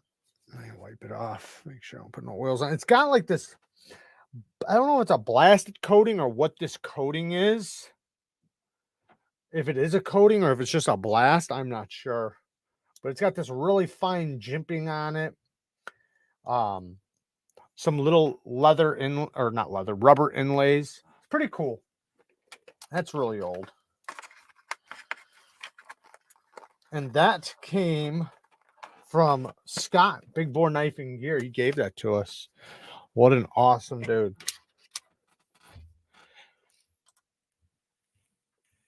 I'm definitely gonna, Gary. Hopefully I'll be getting it here pretty soon. The Big Banter. I don't know if you ever seen the collection knives set that came in a set of like 7 knives with American flags and eagles and things on them. I have my grandfather's from the mid 80s. Yeah, I had a similar set. It wasn't a set of 7, but it was a set of 3 a long time ago. I don't have them anymore. How many flips are a typical break-in period? Does it matter? Can you flip it a lot to speed it up for the parts? Yeah, you can flip it a lot for sure, but I would say an easy break-in is like 100 flips, maybe 200, but I would say a good knife isn't even broken in it. It's like starting to break in it like 1,000 flips, to be honest. They're made to be open and closed. So it just depends on the kind of knife it is. Like if it's washers, then it's a lot more. If it's bearings, then it's usually only, you know, a couple hundred, because you're trying to break in the detent ball to the blade. So it depends on what you're breaking in.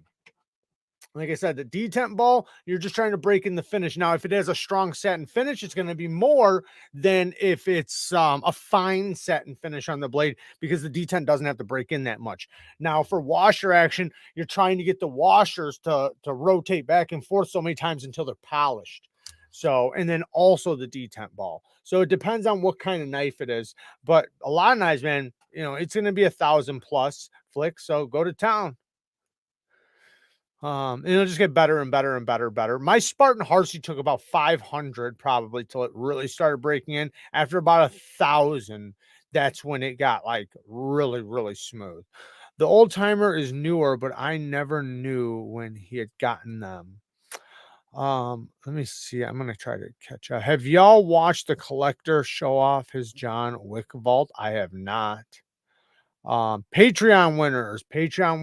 Well, shout out to the Patreons. Nobody's won yet because I haven't pulled the winners, but hopefully if you're a Patreon, you have signed up. So if you are a patron, if you haven't seen the giveaway entry video, go enter into the giveaway. 6 badass knives, the Rant exoskeleton. What else is there? The Boker, little friend, the Best Tech Shodan, Spyderco Canis, a drop bear. I think there's something else, but go watch the video if you're a patron and make sure you leave a comment. I'm trying to make sure everybody's entered before we pull the names. I hate the thought of somebody watching late and not being able to enter. If you store automatics for a long time, should you leave them open on account of the spring? So no, you're actually, I used to think that. That's what I used to think. But I guess not actually. I guess you are supposed to store them closed. I don't understand why. I would say use them every once in a while and make sure the spring doesn't get rusted or anything, because then when you start opening and closing it, that's when it could break. But I heard that you're supposed to store them closed. I don't know the truth on it though, because I used to always think it was open. Half the blade's gone from sharpening, but it still locks up solid. There are so many QSP penguins. Which one would you say is your favorite? Mine is the jig bone pattern, the jig bone titanium one from Traditional Pocket Knives website. That's my favorite one. Full titanium. It's thinner. It's M390 steel. It's badass. Gary with the 5 bones. Thank you, man. How often do you reapply gunny juice to your strops, and how often should you clean the gunny juice off your strop, and how do you do that? Okay, so 3-part question. 1, I reapply about every 5 strops. So every about 5 blades, but I put a thin layer on. So, and I put a thin layer on because it dries faster and it's going to break down anyways. Now, diamonds don't break down as fast as like aluminum oxide. Aluminum oxide breaks down a lot faster, but remember, since this is a liquid, you're putting a very thin layer on, so you're not caking it on like you would aluminum oxide, you know, like the crayon stuff. So since it's gunny juice, I would say every 5 times, 5 to 7 strops, change it or just reapply it. Now, I would just keep applying it. I wouldn't even worry about cleaning it off. At least for a very, very long time. Now, when you do go to clean it off, depends on the type of leather. So if you have the dense flat leather, you can just wash it off. Literally take some water and a rag and just scrub the shit out of the top of the leather. Now, if it's the suede side, the furry side, then you can take a razor and just scrape it, or you can take like a little bit of sandpaper and just rough it up really good, then clean it off with a rag, rough it up really good, and just keep doing that like over and over. Now, if you're using other stropping stuff like aluminum oxide or whatever, you have to scrape that. You have to take a razor blade to it and you have to scrape the whole top layer off to get to a fresh piece of leather. So it depends on the stuff you're using, but specifically for gunny juice, I would say just wash it off, just wipe it off. Use a good rag and some water and just give it a good scrubbing, and then obviously let it dry for a day or two, you know, and then start reapplying it. But you can just keep applying it for a long time, because remember, it's an oil that evaporates and the diamonds basically get left on the surface. Like the oil like just soaks into the leather and then the diamonds are just left there. So when you're cleaning it off, you're trying to clean off the steel particles that come off onto the diamonds. That's basically what you're trying to remove. So that's not going to be that hard to wipe off. The aluminum oxide compound, you're trying to clean off the old aluminum oxide. That's why you have to take a whole layer off. Hey, Formula One, we got a new member. Shout out to the Bang Gang squad. Don't forget, we just had a Bang Gang live, but the next Bang Gang live, we're gonna have a giveaway. So don't let me forget. And Timbo with the 5 bone super sticker. Thank you, man. I appreciate it. As I hold the jig in my hand, right there, you go. That's my favorite one. Boink. Transparent Knives says niche designs explained why gunny juice is good to me, but I was too stupid to understand. I have to reread it at some point. Well, the reason why I like it so much, and not like on a scientific level, just specifically from a use, it works so good. Like when you put it on your leather strap, other sprays, like I have DMT sprays, it sucks. The shit gets clogged in the thing. It squirts, it leaks. And then when you get it on the surface, it takes like a day to dry. the paste, when you put the paste on there, you have to like heat up the leather and then put it on and then let it dry. It takes fucking 2-3 days sometimes, especially if you make it thick. If you make it really thin, it takes like 12 hours, 24 hours. The paste is good because you just scratch it on there, but that's aluminum oxide. It's not diamond. So the gunny juice is a diamond compound that you just squirt a drop on there, rub it back and forth, and it dries within like 30 seconds. So depending on how much you put on there, sometimes it'll dry in 5 seconds, but it dries really quickly. And it's ready to go. Then so it's so easy to apply. Next, the diamonds are so fine inside of there. They're so fine that it works so much better than a lot of stropping compounds I've tried. Like whether you're trying to polish your edge and there's different grits. So obviously you can go for, more of a, 12 micron or whatever, if you want something more coarse, but it works really good. The diamonds are so fine that it just works, man. It works really good. I like the way they spread. I like the way they work. I love it's not like you get a lot of feedback, but you can use it on different types of leather. But when you use it on the firm leather, it doesn't absorb into the leather, it just sits on the surface, and man, it works really good. I got some of that gunny cloth stuff. I'm still trying it out. I don't know how I feel about it. It's okay. I'm not mad at it. It's not that I dislike it. I think I'm just so used to leather that I just need to get used to it. Which gunny juice should I use for very toothy edge? Probably 9 to 12 micron. 6 micron is what I recommend for everything, like for just edge mate. Like say, if you want something to use after sharpening and you want something to use for edge maintenance, use 6 micron. 6 microns an all-around good micron. Between 3 and 6, either one of those is really good. 3 micron you can use on a polished edge just fine. And 6 micron you can use on a polished edge, but if it's a super mirror, you might have little tiny micro scratches, but not likely though. Anyways, but if you're wanting for a toothy edge, I would go 9 to 12 micron. Jared, which gunny juice should I already read that one. Any multi-tools in your collection? Not many. I have a couple. I have the Leatherman Free. I have that. And then I have like a couple bullshit ones, like some Gerbers and stuff that I don't like. The one I like though is the Leatherman Free. What kind of gunny juice? So the gunny juice is the diamond stropping compound. If you look, I think in the studio right now, did I link it? I guess I didn't. I'll link some right now. So don't go anywhere. Don't go anywhere. See if I can't find some. So when you click on this link,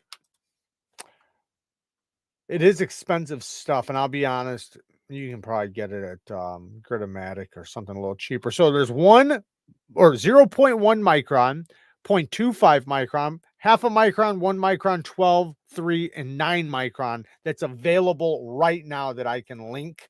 I'll put it at the top of the description. But they do have other ones. I'm saving it right now. So right now, if you update your page, it'll be in the description, or or it's right here. There you go. There it is, right there in the chat. But they didn't have all of them. Some they run out sometimes, but I've got them all. And I mostly use my 6, but I use 9 often too, especially for toothy edges. No problem, Jason. Oh shit, is that what it is? Yeah, we are running late. All right, guys. Thank you guys for joining tonight. Shout out to all the Patreon members. I do appreciate all the support. Like I said, if you are a Patreon member, don't forget to go and enter that giveaway. You're not going to want to miss that one. We already do have stuff coming already for the next one. Kaiser reached out and said they wanted to donate some stuff to the patrons, so we got that coming. Plus, you know, we're already gonna have some badass shit for, and they asked me to pick it out too, so I got to pick out what you guys for you guys. I forgot what I asked for. I think I asked for Deviant and a couple other things. They said to pick out 3 things. So badass, right? So also shout out to the Bang Gang squad. Not this weekend, but next weekend we will have a Bang Gang live. Don't forget to remind me on the giveaway. We'll come up with something to give to you guys. Shout out to everybody who donated tonight. Thank you guys so much. Please don't forget to hit the like button when you watch the videos. I've had a really like low numbers in likes lately for some reason. People have just been forgetting, and I understand people just forget, but if you can remember when you watch a video, please hit the like button, because that's what helps me get in front of other people, and it helps me get the opportunity for people to watch my videos, because they won't share it. That's the number one way for YouTube to share my content, is you liking or not liking the video. If you don't, they're most likely not going to share it with other people. So please do that. I really appreciate it. Thank you to everybody who joined me tonight. I love doing this with you guys, and it was fun. Shout out to you guys. I love you guys. Peace.